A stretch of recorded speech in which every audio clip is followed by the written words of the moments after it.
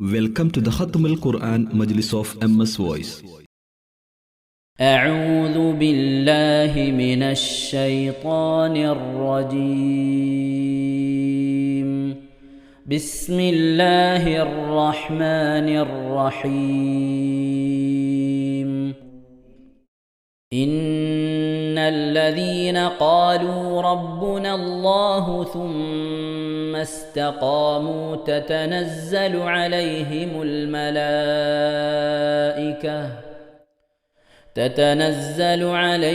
الملائكة ألا تخافوا ولا تحزنوا وأبشروا بالجنة التي كنتم توعدون. نحن أولياؤكم في الحياة الدنيا وفي الآخرة ولكم فيها ما تشتهي أنفسكم ولكم فيها ما تدعون. نزلا من غفور رحيم. ومن أحسن قولا ممن دعا إلى الله وعمل صالحا وقال إنني من المسلمين. ولا تستوي الحسنة ولا السيئة ادفع بالتي هي أحسن فإذا الذي بينك وبينه عداوة كأنه ولي حميم. وما يلقاها إلا الذين صبروا وما يلقاها إلا ذو حظ عظيم.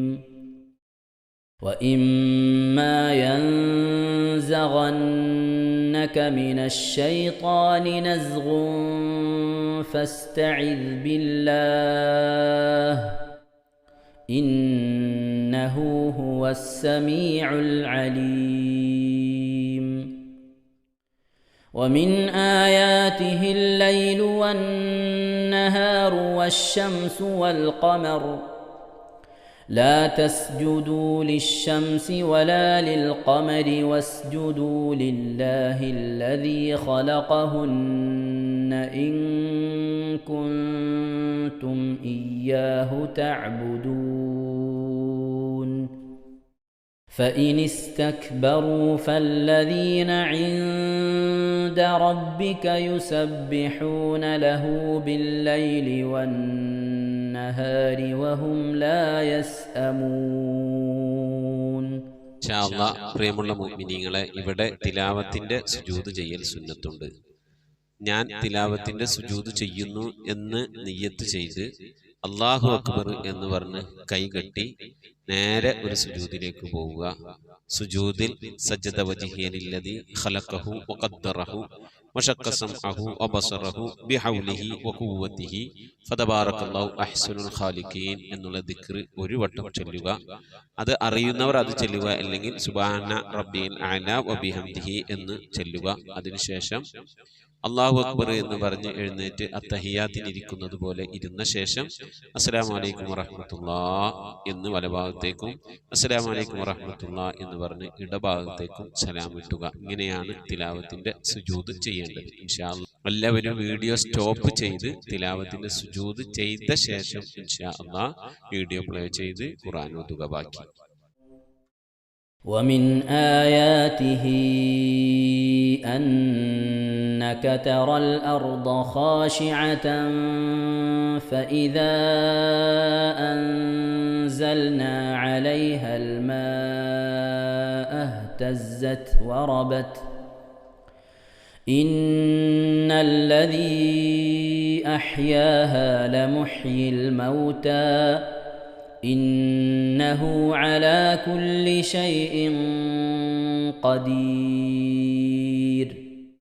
إن الذين يلحدون في آياتنا لا يخفون علينا أفمن يلقى في النار خير أم من يأتي آمنا يوم القيامة اعملوا ما شئتم إنه بما تعملون بصير إن الذين كفروا بالذكر لما جاءهم وإنه لكتاب عزيز لا يأتيه الباطل من بين يديه ولا من خلفه تنزيل من حكيم حميد ما يقال لك إلا ما قد قيل للرسل من قبلك إن ربك لذو مغفرة وذو عقاب أليم ولو جعلناه قرآنا أعجميا لقالوا لولا فصلت آياته أعجمي وعربي قل هو للذين آمنوا هدى وشفاء والذين لا يؤمنون في آذانهم وقر وهو عليهم عمى أولئك ينادون من مكان بعيد ولقد آتينا موسى الكتاب فاختلف فيه ولولا كلمة سبقت من ربك لقضي بينهم وإنهم لفي شك منه مريب من عمل صالحا فلنفسه ومن أساء فعليها وما ربك بظلام للعبيد صدق الله العظيم. ഇൻഷാ അല്ലാഹ് പ്രിയമുള്ള മുഅ്മിനീങ്ങളെ, ഇനി നമുക്ക് അൽ കഹ്ഫ് സൂറത്ത് പാരായണം ചെയ്യാം. أعوذ بالله من الشيطان الرجيم. بسم الله الرحمن الرحيم. الحمد لله الذي أنزل على عبده الكتاب ولم يجعل له عوجا قيما لينذر بأسا شديدا من لدنه ويبشر المؤمنين الذين يعملون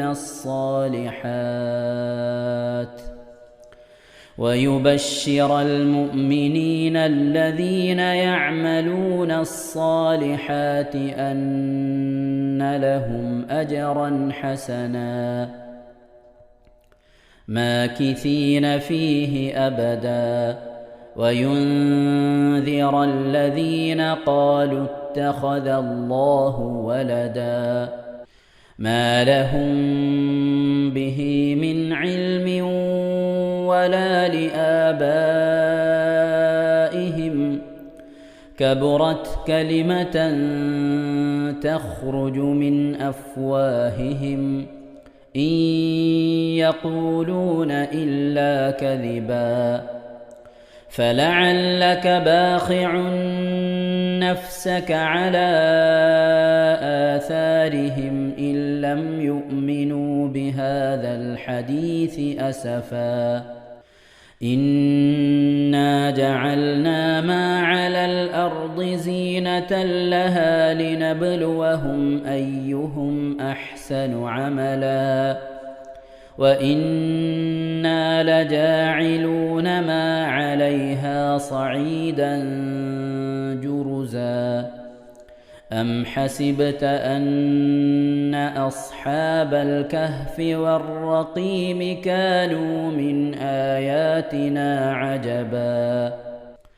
إذ أوى الفتية إلى الكهف فقالوا ربنا آتنا من لدنك رحمة وهيئ لنا من أمرنا رشدا فضربنا على آذانهم في الكهف سنين عددا ثم بعثناهم لنعلم أي الحزبين أحصى لما لبثوا أمدا نحن نقص عليك نبأهم بالحق إنهم فتية آمنوا بربهم وزدناهم هدى وربطنا على قلوبهم إذ قاموا فقالوا ربنا رب السماوات والأرض لن ندعو من دونه إلها لقد قلنا إذا شططا هؤلاء قومنا اتخذوا من دونه آلهة لولا يأتون عليهم بسلطان بين فمن أظلم ممن افترى على الله كذبا وإذ اعتزلتموهم وما يعبدون إلا الله فأووا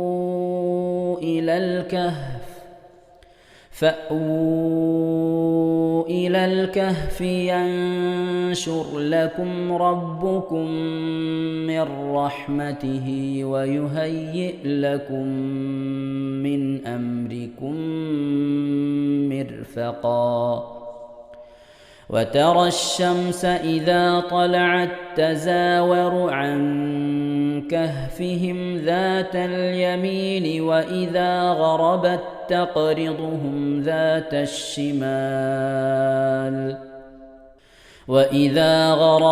تقرضهم ذات الشمال وهم في فجوة منه ذلك من آيات الله من يهد الله فهو المهتد ومن يضلل فلن تجد له وليا مرشدا وتحسبهم أيقاظا وهم رقود ونقلبهم ذات اليمين وذات الشمال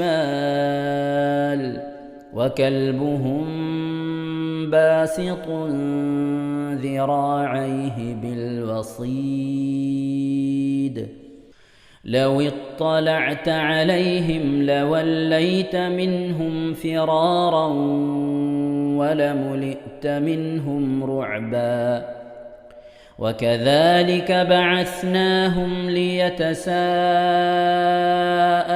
بينهم قال قائل منهم كم لبثتم قالوا لبثنا يوما أو بعض يوم قالوا ربكم أعلم بما لبثتم فابعثوا أحدكم بورقكم هذه إلى المدينة فلينظر أيها أزكى طعاما فليأتكم برزق منه وليتلطف ولا يشعرن بكم أحدا إنهم إن يظهروا عليكم يرجموكم أو يعيدوكم في ملتهم ولن تفلحوا إذن أبدا وكذلك أعثرنا عليهم ليعلموا أن وعد الله حق وأن الساعة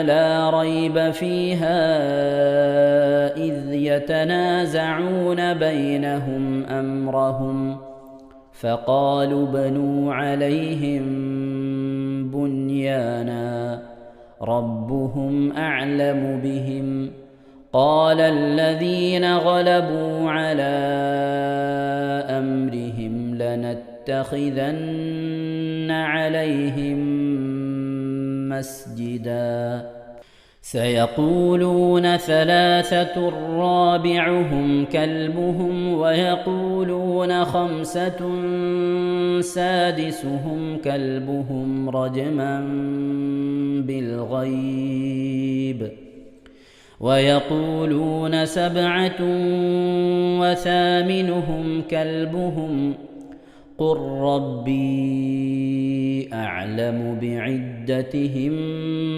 ما يعلمهم إلا قليل فلا تمار فيهم إلا مراء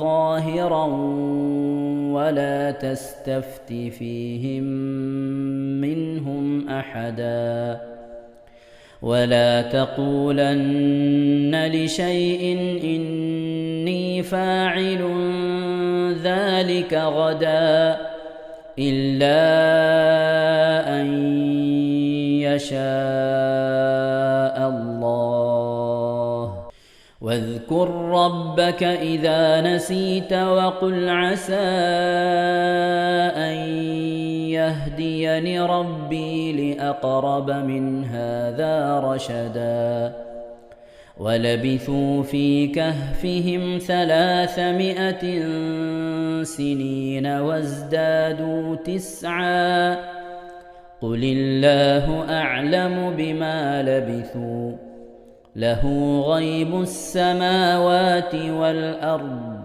أبصر به وأسمع ما لهم من دونه من ولي ولا يشرك في حكمه أحدا واتل ما أوحي إليك من كتاب ربك لا مبدل لكلماته ولن تجد من دونه ملتحدا واصبر نفسك مع الذين يدعون ربهم بالغداة والعشي يريدون وجهه ولا تعد عيناك عنهم تريد زينة الحياة الدنيا ولا تطع من أغفلنا قلبه عن ذكرنا واتبع هواه وكان أمره فرطا وقل الحق من ربكم فمن شاء فليؤمن ومن شاء فليكفر إنا أعتدنا للظالمين نارا أحاط بهم سرادقها وإن يستغيثوا يغاثوا بماء كالمهل يشوي الوجوه بئس الشراب وساءت مرتفقا إن الذين آمنوا وعملوا الصالحات إنا لا نضيع أجر من أحسن عملا أولئك لهم جنات عدن تجري من تحتهم الأنهار يحلون فيها من أساور من ذهب ويلبسون ثيابا خضرا من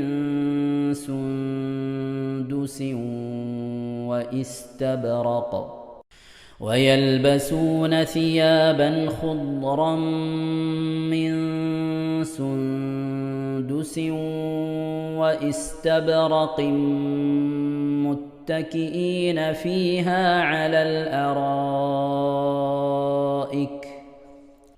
نعم الثواب وحسنت مرتفقا واضرب لهم مثل الرجلين جعلنا لأحدهما جنتين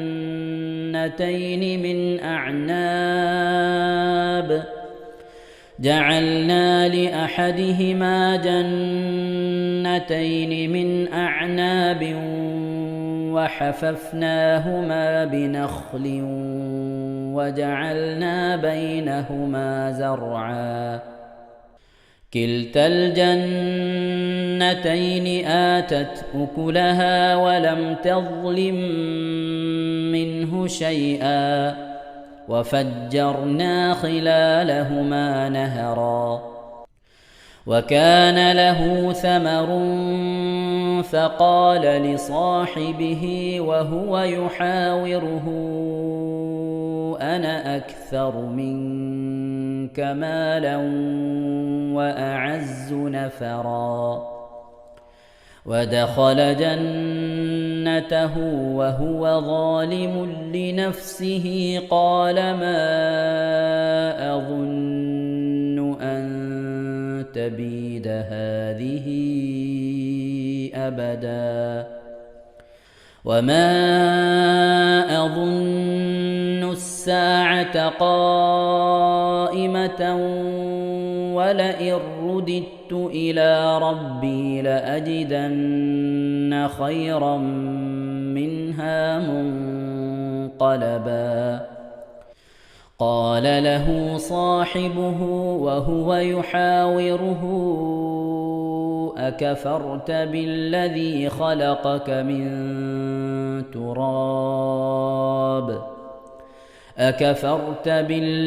خلقك من تراب ثم من نطفة ثم سواك رجلا لكن هو الله ربي ولا أشرك بربي أحدا ولولا إذ دخلت جنتك قلت ما شاء الله لا قوة إلا بالله إن ترني أنا أقل منك مالا وولدا فعسى ربي أن يؤتيني خيرا من جنتك ويرسل عليها حسبانا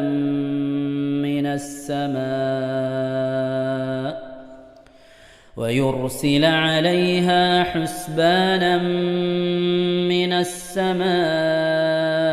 فتصبح صعيدا زلقا أو يصبح ماؤها غورا فلن تستطيع له طلبا وأحيط بثمره فأصبح يقلب كفيه على ما أنفق فيها وهي خاوية على عروشها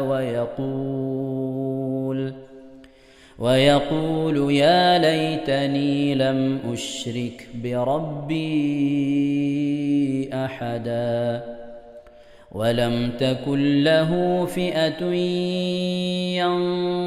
ينصرونه من دون الله وما كان منتصرا هنالك الولاية لله الحق هو خير ثوابا وخير عقبا واضرب لهم مثل الحياة الدنيا كماء إن أنزلناه من السماء فاختلط به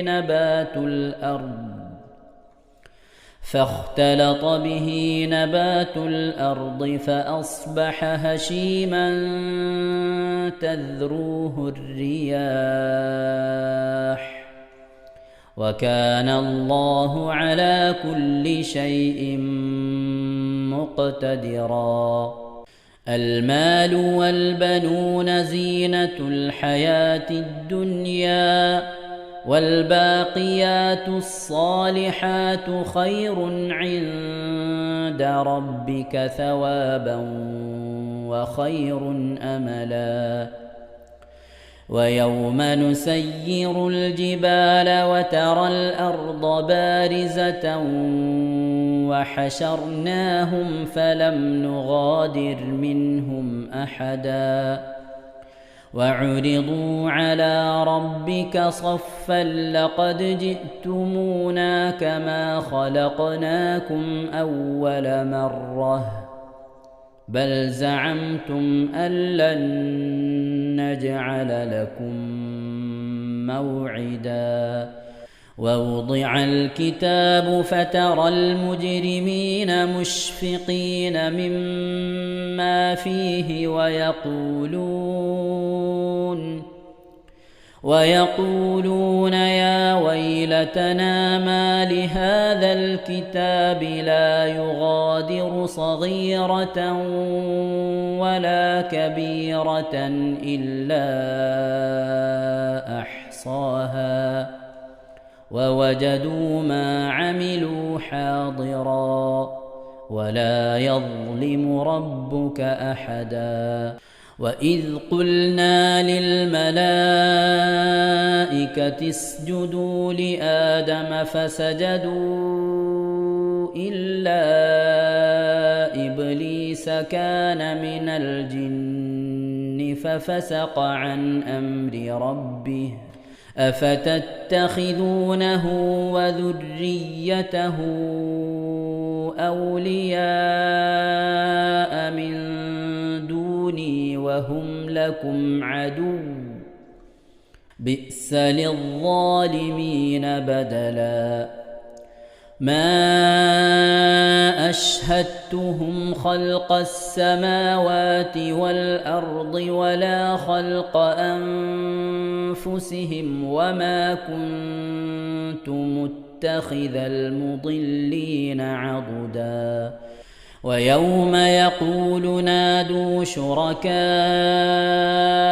الذين زعمتم فدعوهم فلم يستجيبوا لهم وجعلنا بينهم موبقا ورأى المجرمون النار فظنوا أنهم مواقعوها ولم يجدوا عنها مصرفا ولقد صرفنا في هذا القرآن للناس من كل مثل وكان الإنسان أكثر شيء جدلا وما منع الناس أن يؤمنوا إذ جاءهم الهدى ويستغفروا ربهم إلا أن تأتيهم سنة الأولين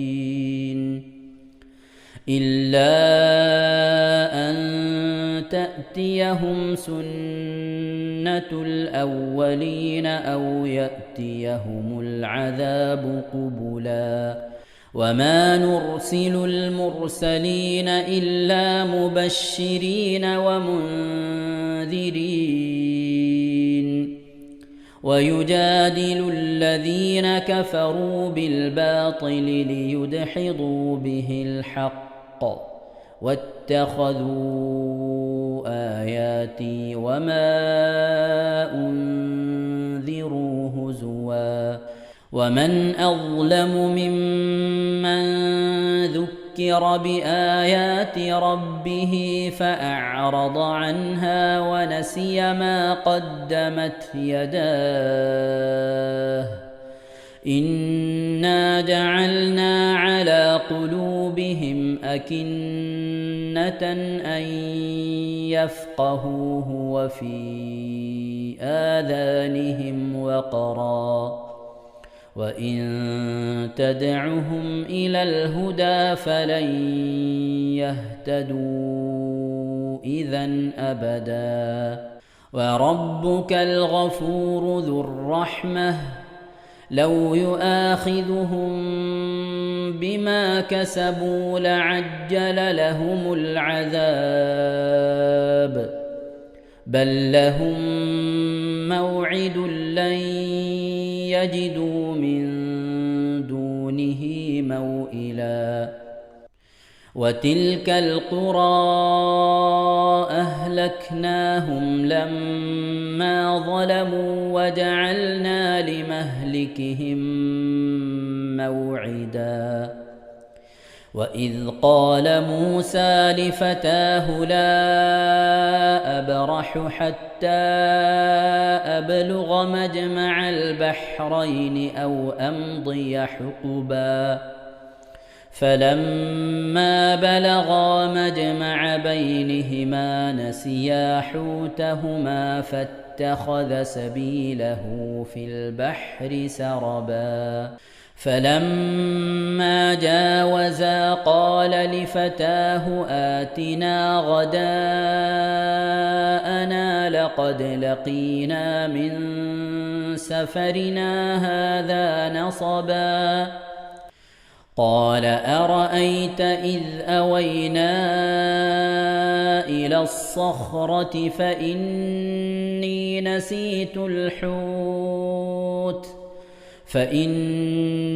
نسيت الحوت وما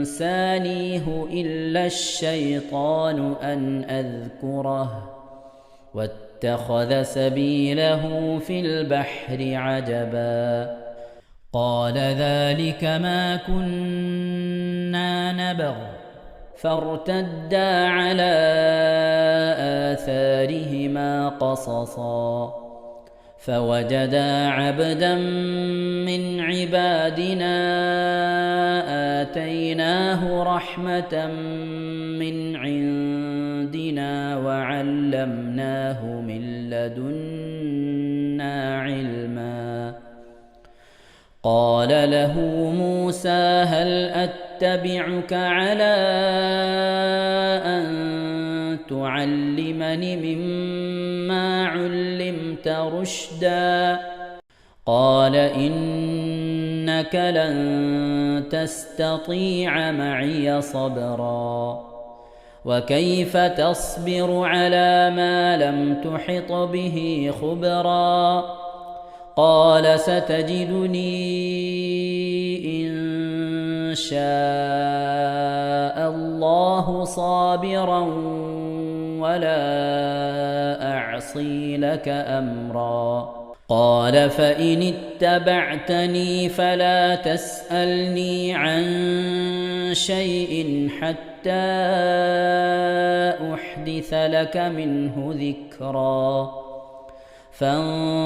فانطلقا حتى إذا ركبا في السفينة خرقها قال أخرقتها لتغرق أهلها لقد جئت شيئا إمرا قال ألم أقل إنك لن تستطيع معي صبرا قال لا تؤاخذني بما نسيت ولا ترهقني من أمري عسرا فانطلقا حتى إذا لقيا غلاما فقتله قال أقتلت نفسا زكية بغير نفس قال أقتلت نفسا زكية بغير نفس لقد جئت شيئا نكرا قال ألم أقل لك إنك لن تستطيع معي صبرا قال إن سألتك عن شيء بعدها فلا تصاحبني قد بلغت من لدني عذرا فانطلقا حتى إذا أتيا أهل قرية استطعما أهلها فأبوا أن يضيفوهما فوجدا فيها جدارا يريد أن ينقض فأقامه قال لو شئت لاتخذت عليه أجرا قال هذا فراق بيني وبينك سأنبئك بتأويل ما لم تستطع عليه صبرا أما السفينة فكانت لمساكين يعملون في البحر فأردت أن أعيبها وكان وراءهم ملك يأخذ كل سفينة غصبا وأما الغلام فكان أبواه مؤمنين فخشينا أن يرهقهما طغيانا وكفرا فأردنا أن يبدلهما ربهما خيرا منه زكاة وأقرب رحما وأما الجدار فكان لغلامين يتيمين في المدينة وكان تحته كنز لهما وكان أبوهما صالحا فأراد ربك أن يبلغا أشدهما ويستخرجا كنزهما رحمة من ربك وما فعلته عن أمري ذلك تأويل ما لم تسطع عليه صبرا ويسألونك عن ذي القرنين قل سأتلو عليكم منه ذكرا إنا مكنا له في الأرض وآتيناه من كل شيء سببا فأتبع سببا حتى إذا بلغ مغرب الشمس وجدها تغرب في عين حمئة ووجد عندها قوما قلنا يا ذا القرنين إما أن تعذب وإما أن تتخذ فيهم حسنا قال أما من ظلم فسوف نعذبه ثم يرد إلى ربه فيعذبه عذابا نكرا وأما من آمن وعمل صالحا فله جزاء الحسنى وسنقول له من أمرنا يسرا ثم أتبع سببا حتى إذا بلغ مطلع الشمس وجدها تطلع على قوم لم نجعل لهم من دونها سترا كذلك وقد أحطنا بما لديه خبرا ثم أتبع سببا حتى إذا بلغ بين السدين وجد من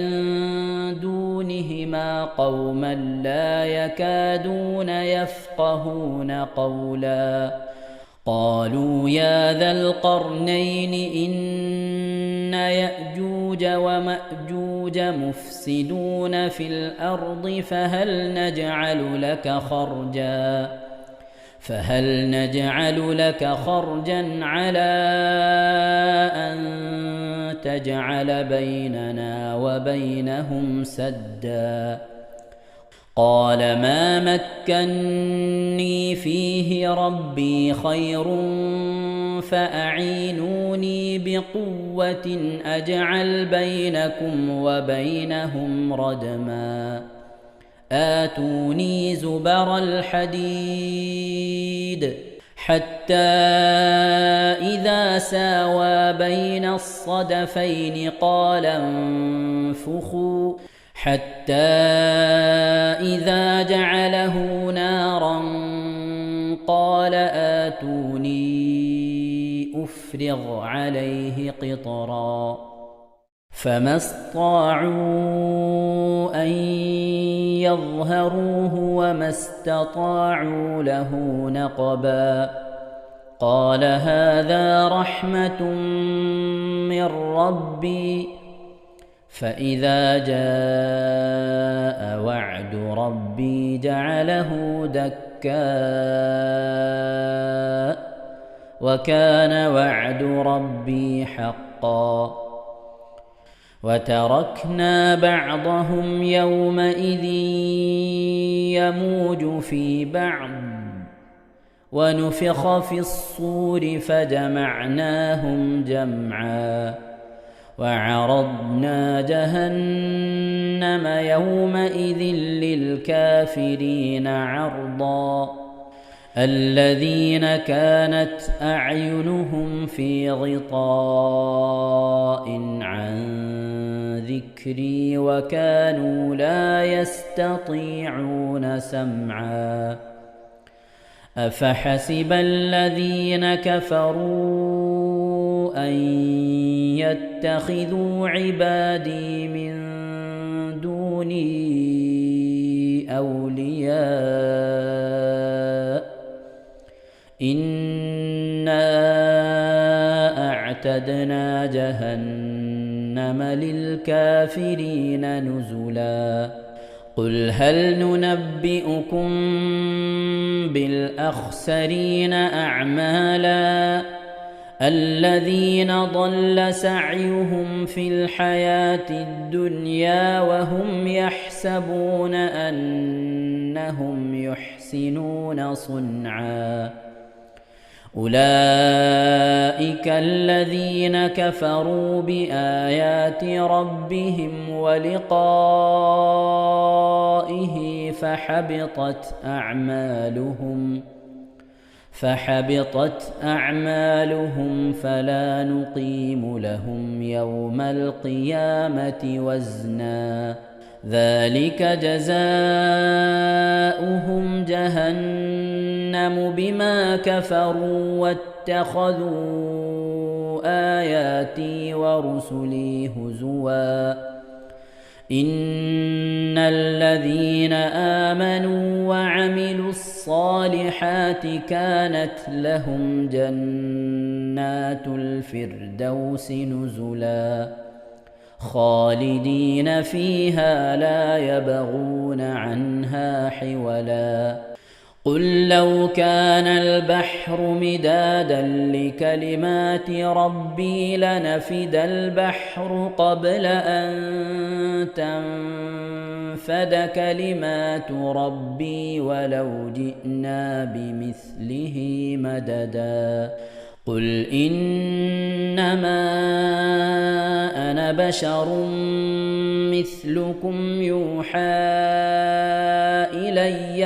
أنما إلهكم إله واحد فمن كان يرجو لقاء ربه فليعمل عملا صالحا ولا يشرك بعبادة ربه أحدا صدق الله العظيم. ഇൻഷാ അല്ലാഹ് പ്രിയമുള്ള മുഅ്മിനീങ്ങളെ, ഈ സൂറത്തു സജദയാണ് നാം ഓതാൻ പോകുന്നത്. എല്ലാവരും സൂറത്തു സജദ എടുത്ത് സാവധാനം മുസ്ഹഫിൽ നോക്കി ഉസ്താദിന്റെ കൂടെ റാഹത്തായിട്ട് ഓതുക ഇൻഷാ അല്ലാഹ്. أعوذ بالله من الشيطان الرجيم. بسم الله الرحمن الرحيم. ألف لام ميم. تنزيل الكتاب لا ريب فيه من رب العالمين. أم يقولون افتراه بل هو الحق من ربك لتنذر قوما ما أتاهم من نذير من قبلك لعلهم يهتدون. الله الذي خلق السماوات والأرض وما بينهما في 6 أيام ثم استوى على العرش. ما لكم من دونه من ولي ولا شفيع أفلا تتذكرون. يدبر الأمر من السماء إلى الأرض ثم يعرج إليه في يوم كان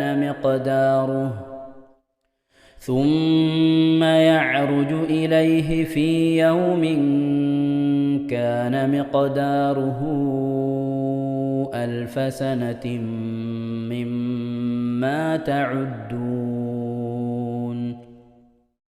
ذلك عالم الغيب والشهادة العزيز الرحيم. الذي أحسن كل شيء خلقه وبدأ خلق الإنسان من طين ثم جعل نسله من سلالة من ماء مهين ثم سواه ونفخ فيه من روحه وجعل لكم السمع والأبصار والأفئدة قليلا ما تشكرون. وقالوا أإذا ضللنا في الأرض أإنا لفي خلق جديد بل هم بلقاء ربهم كافرون. قل يتوفاكم ملك الموت الذي وكل بكم ثم إلى ربكم ترجعون ولو ترى إذ المجرمون ناكسوا رؤوسهم عند ربهم ربنا أبصرنا وسمعنا فارجعنا نعمل صالحا إنا موقنون ولو شئنا لآتينا كل نفس هداها ولكن حق القول مني لأملأن جهنم من الجنة والناس أجمعين فذوقوا بما نسيتم لقاء يومكم هذا إنا نسيناكم وذوقوا عذاب الخلد بما كنتم تعملون إنما يؤمن بآياتنا الذين إذا ذكروا بها خروا سجدا وسبحوا بحمد ربهم وهم لا يستكبرون. ഇൻഷാ അല്ലാഹ് പ്രിയമുള്ള മുഅ്മിനീങ്ങളെ, ഇവിടെ തിലാവത്തിന്റെ സുജൂദ് ചെയ്യൽ സുന്നത്തുണ്ട്. ഞാൻ തിലാവത്തിന്റെ സുജൂദ് ചെയ്യുന്നു എന്ന് നിയ്യത്ത് ചെയ്ത് അല്ലാഹു അക്ബർ എന്ന് പറഞ്ഞ് കൈകെട്ടി നേരെ ഒരു സുജൂദിലേക്ക് പോവുക. സുജൂദിൽ സജ്ജദ വജ്ഹിയ ലില്ലദി ഖലഖഹു വഖദ്ദറഹു വശഖ സമഅഹു വബസറഹു ബിഹൗലിഹി വഖുവ്വതിഹി ഫതബാറകല്ലാഹു അഹ്സനുൽ ഖാലിഖീൻ എന്നുള്ള ദിക്ർ ഒരു വട്ടം ചൊല്ലുക. അത് അറിയുന്നവർ അത് ചൊല്ലുക, അല്ലെങ്കിൽ സുബ്ഹാന റബ്ബിൽ അഅല വബിഹംദിഹി എന്ന് ചൊല്ലുക. അതിനുശേഷം അല്ലാഹു അക്ബർ എന്ന് പറഞ്ഞ് എഴുന്നേറ്റ് അത്തഹിയാത്തിനിരിക്കുന്നത് പോലെ ഇരുന്ന ശേഷം അസ്സലാമു അലൈക്കും വറഹ്മത്തുള്ളാഹി എന്ന് വലഭാഗത്തേക്കും അസ്സലാമു അലൈക്കും വറഹ്മത്തുള്ളാഹി എന്ന് പറഞ്ഞ് ഇടഭാഗത്തേക്കും സലാം ഇട്ടുക. ഇങ്ങനെയാണ് തിലാവത്തിന്റെ സുജൂദ് ചെയ്യേണ്ടത്. ഇൻഷാ അല്ലാഹ് എല്ലാവരും വീഡിയോ സ്റ്റോപ്പ് ചെയ്ത് തിലാവത്തിന്റെ സുജൂദ് ചെയ്ത ശേഷം ഇൻഷാ അല്ലാഹ് വീഡിയോ പ്ലേ ചെയ്ത് ഖുർആൻ ഓതുക. ബാക്കി تتجافى جنوبهم عن المضاجع يدعون ربهم خوفا وطمعا ومما رزقناهم ينفقون فلا تعلم نفس ما أخفي لهم من قرة أعين جزاء بما كانوا يعملون أفمن كان مؤمنا كمن كان فاسقا لا يستوون أما الذين آمنوا وعملوا الصالحات فلهم جنات المأوى نزلا بما كانوا يعملون وأما الذين فسقوا فمأواهم النار كلما أرادوا أن يخرجوا منها أعيدوا فيها وقيل لهم ذوقوا عذاب النار الذي كنتم به تكذبون ولنذيقنهم من العذاب الأدنى دون العذاب الأكبر لعلهم يرجعون ومن أظلم ممن ذكر بآيات ربه ثم أعرض عنها إنا من المجرمين منتقمون ولقد آتينا موسى الكتاب فلا تكن في مرية من لقائه وجعلناه هدى لبني إسرائيل وجعلنا منهم أئمة يهدون بأمرنا لما صبروا وكانوا بآياتنا يوقنون إن ربك هو يفصل بينهم يوم القيامة فيما كانوا فيه يختلفون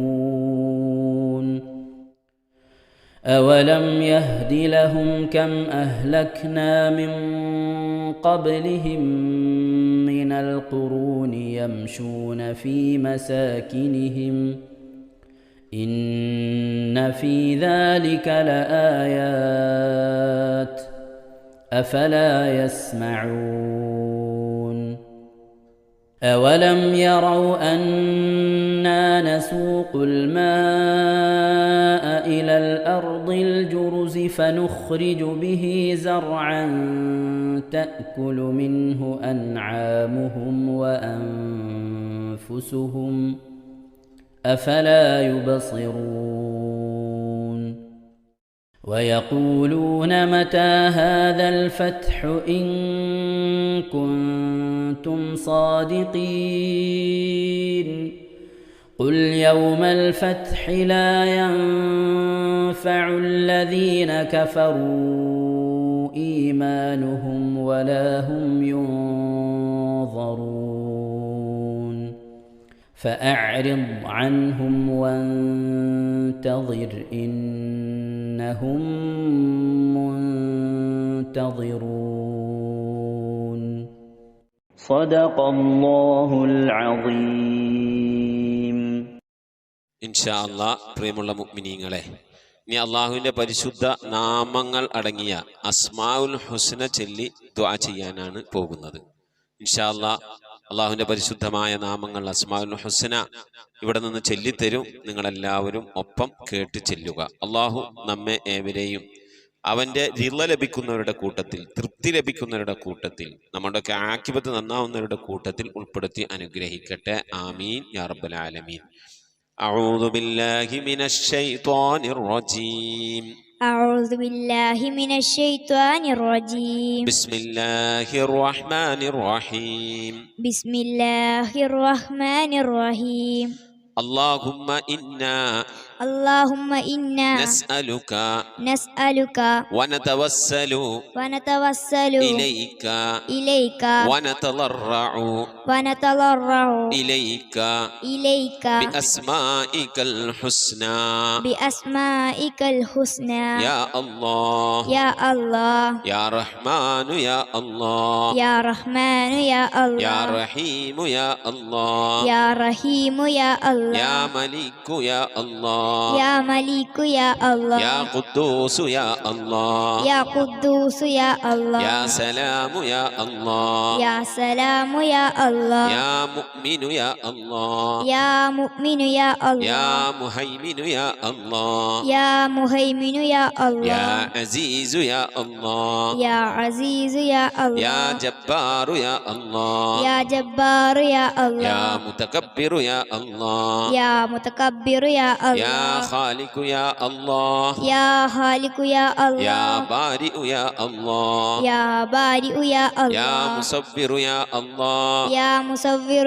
يا غفار يا الله يا قهار يا الله يا وهاب يا الله يا رزاق يا الله يا فتاح يا الله يا يا يا الله عليم يا الله يا عليم يا يا الله قابل يا الله يا قابل يا يا الله باسط يا الله يا باسط يا يا الله خافل يا الله يا خافض يا يا الله رافع يا الله يا رافع يا الله يا معز يا الله يا معز يا الله يا مذل يا الله يا مذل يا يا الله سميع يا الله يا سميع يا الله يا بصير يا الله يا بصير يا يا الله حكم يا الله يا حكم يا يا الله عدل يا الله يا عدل يا يا الله لطيف يا الله يا لطيف يا يا الله خبير يا الله يا خبير يا يا الله حليم يا الله يا حليم يا يا الله عظيم يا الله يا عليم يا يا الله غفور يا الله يا غفور يا يا الله شكور يا الله يا شكور يا يا الله علي يا الله يا علي يا يا الله كبير يا الله يا كبير يا يا الله حفيظ يا الله يا حفيظ يا يا الله مقيت يا الله يا مقيت يا يا الله حسيب يا الله يا حسيب يا يا الله جليل يا الله يا جليل يا يا الله كريم يا الله يا كريم يا يا الله رقيب يا الله يا رقيب يا يا الله مجيب يا الله يا مجيب يا يا الله واسع يا الله يا واسع يا يا الله حكيم يا الله يا حكيم يا الله يا ودود يا الله يا ودود يا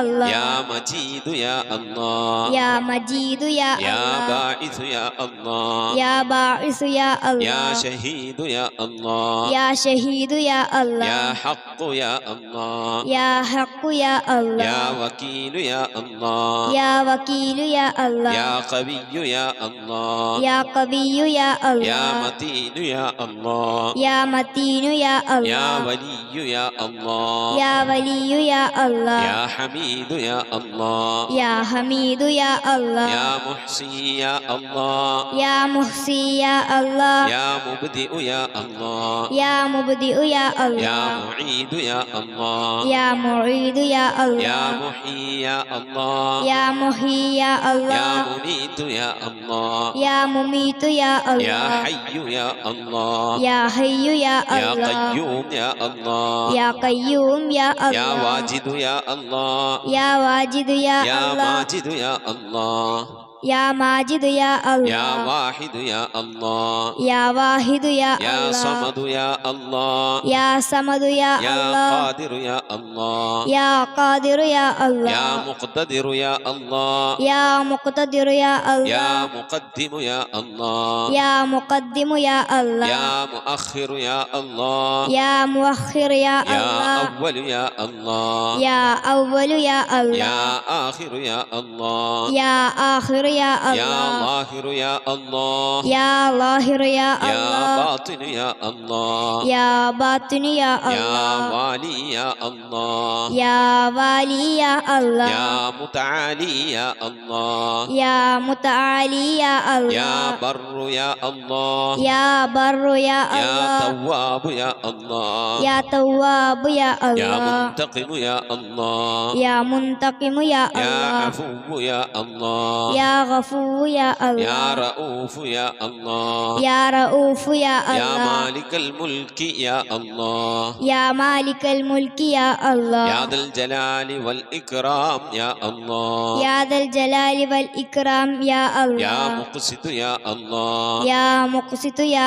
الله يا جامع يا الله يا جامع يا الله يا غني يا الله يا غني يا يا الله مغني يا الله يا مغني يا الله يا مانع يا الله يا مانع يا يا الله ضار يا الله يا ضار يا الله يا نافع يا الله يا نافع يا الله يا نور يا الله يا نور يا يا الله هادي يا الله يا هادي يا يا الله بديع يا الله يا بديع يا يا الله باقي يا الله يا باقي يا يا الله وارث يا الله يا وارث يا يا الله رشيد يا الله يا رشيد يا يا الله صبور يا الله يا صبور يا الله എല്ലാവരും ആമീൻ പറയുക.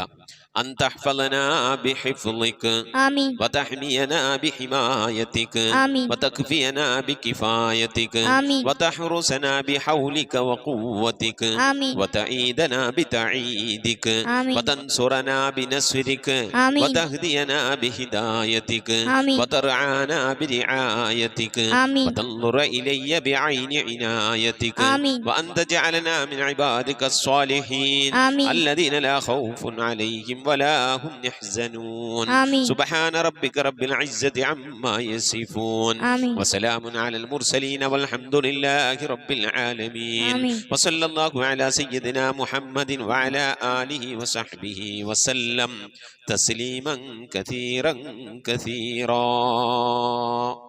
ഇൻഷാ അല്ലാഹ്. പ്രിയമുള്ള മുഅ്മിനീങ്ങളെ, ഇനി സലാം ബൈത്തിൽ നിന്ന് അല്പം നമുക്ക് ചൊല്ലാം.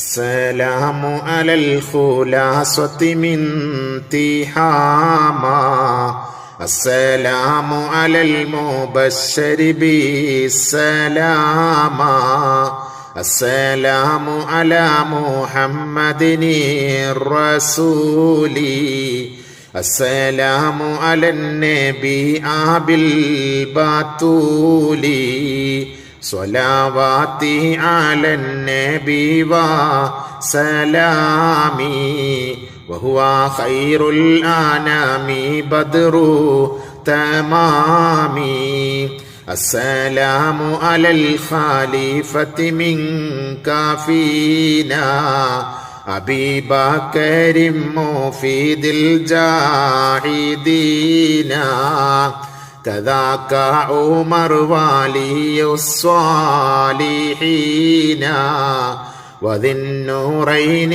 رئيس الناسكين صلواتي على النبي والسلام وهو خير الأنام بدر تمامي كذاك علي السامي يقينا وآلك كلهم والتابعين السلام على صحابك أجمعين وتابعيهم وتابع التابعين صلواتي على النبي والسلام وهو خير الأنام بدر تمامي صلاة وتسليم وأزكى تحيتي على المصطفى صلوا عليه وسلموا وصلي على جميع الأنبياء والمرسلين والحمد لله رب العالمين آمين. ഇൻഷാ അല്ലാഹ്. പ്രിയമുള്ള മുഅ്മിനീങ്ങളെ, നമ്മുടെ സ്വലാത്ത് ദിക്ർ മജ്ലിസിലേക്ക് പ്രവേശിക്കാം. എല്ലാവരും മനസ്സറിഞ്ഞ ഹബീബായ പ്രവാചകൻ സല്ലല്ലാഹു അലൈഹി വസല്ലം തങ്ങളെ മനസ്സിൽ കരുതിക്കൊണ്ട് ആ ഹബീബിന്റെ റൗളയിലേക്ക് എത്തണം. മഖ്ബൂലും മബ്റൂറുമായ ഹജ്ജും ഉംറയും മർദിയായ സിയാറത്തൊക്കെ ചെയ്യാനുള്ള അവസരം ഉണ്ടാകണം. ഹബീബിനെ സ്വപ്നത്തിൽ കാണണം, ഹബീബിന്റെ ആ ദർശനം നമുക്കുണ്ടാകണം എന്നുള്ള ആ നിയ്യത്ത്, നല്ല നിയ്യത്ത് വെച്ചുകൊണ്ട് ഇൻഷാ അല്ലാഹ് 11 സ്വലാത്ത് ചൊല്ലാം. اللهم صل على محمد وعلى آل محمد كما صليت على إبراهيم وعلى آل إبراهيم إنك حميد مجيد. اللهم صل على محمد وعلى آل محمد كما صليت على إبراهيم وعلى آل إبراهيم إنك حميد مجيد. اللهم صل على محمد وعلى آل محمد كما صليت على إبراهيم وعلى آل إبراهيم إنك حميد مجيد. اللهم صل على محمد وعلى آل محمد كما صليت على إبراهيم وعلى آل إبراهيم إنك حميد مجيد. اللهم صل على محمد وعلى آل محمد كما صليت على إبراهيم وعلى آل إبراهيم إنك حميد مجيد. اللهم صل على محمد وعلى آل محمد كما صليت على إبراهيم وعلى آل إبراهيم إنك حميد مجيد. اللهم صل على محمد وعلى آل محمد كما صليت على إبراهيم وعلى آل إبراهيم إنك حميد مجيد. اللهم صل على محمد وعلى آل محمد كما صليت على إبراهيم وعلى آل إبراهيم إنك حميد مجيد.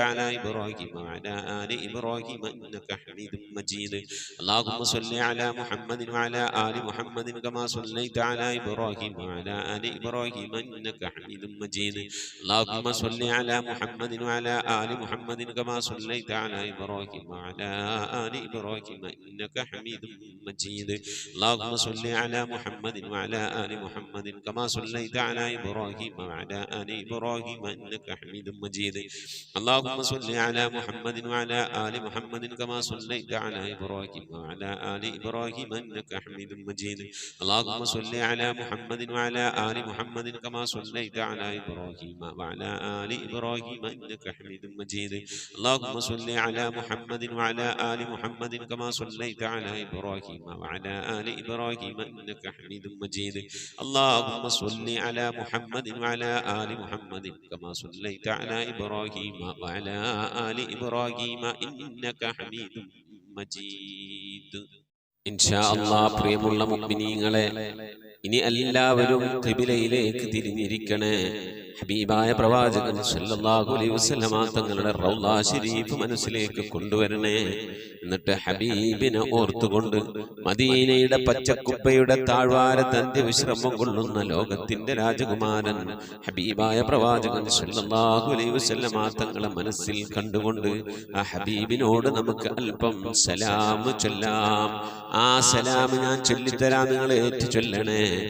الصلاة والسلام عليك يا سيدي يا رسول الله الصلاة والسلام عليك يا سيدي يا حبيب الله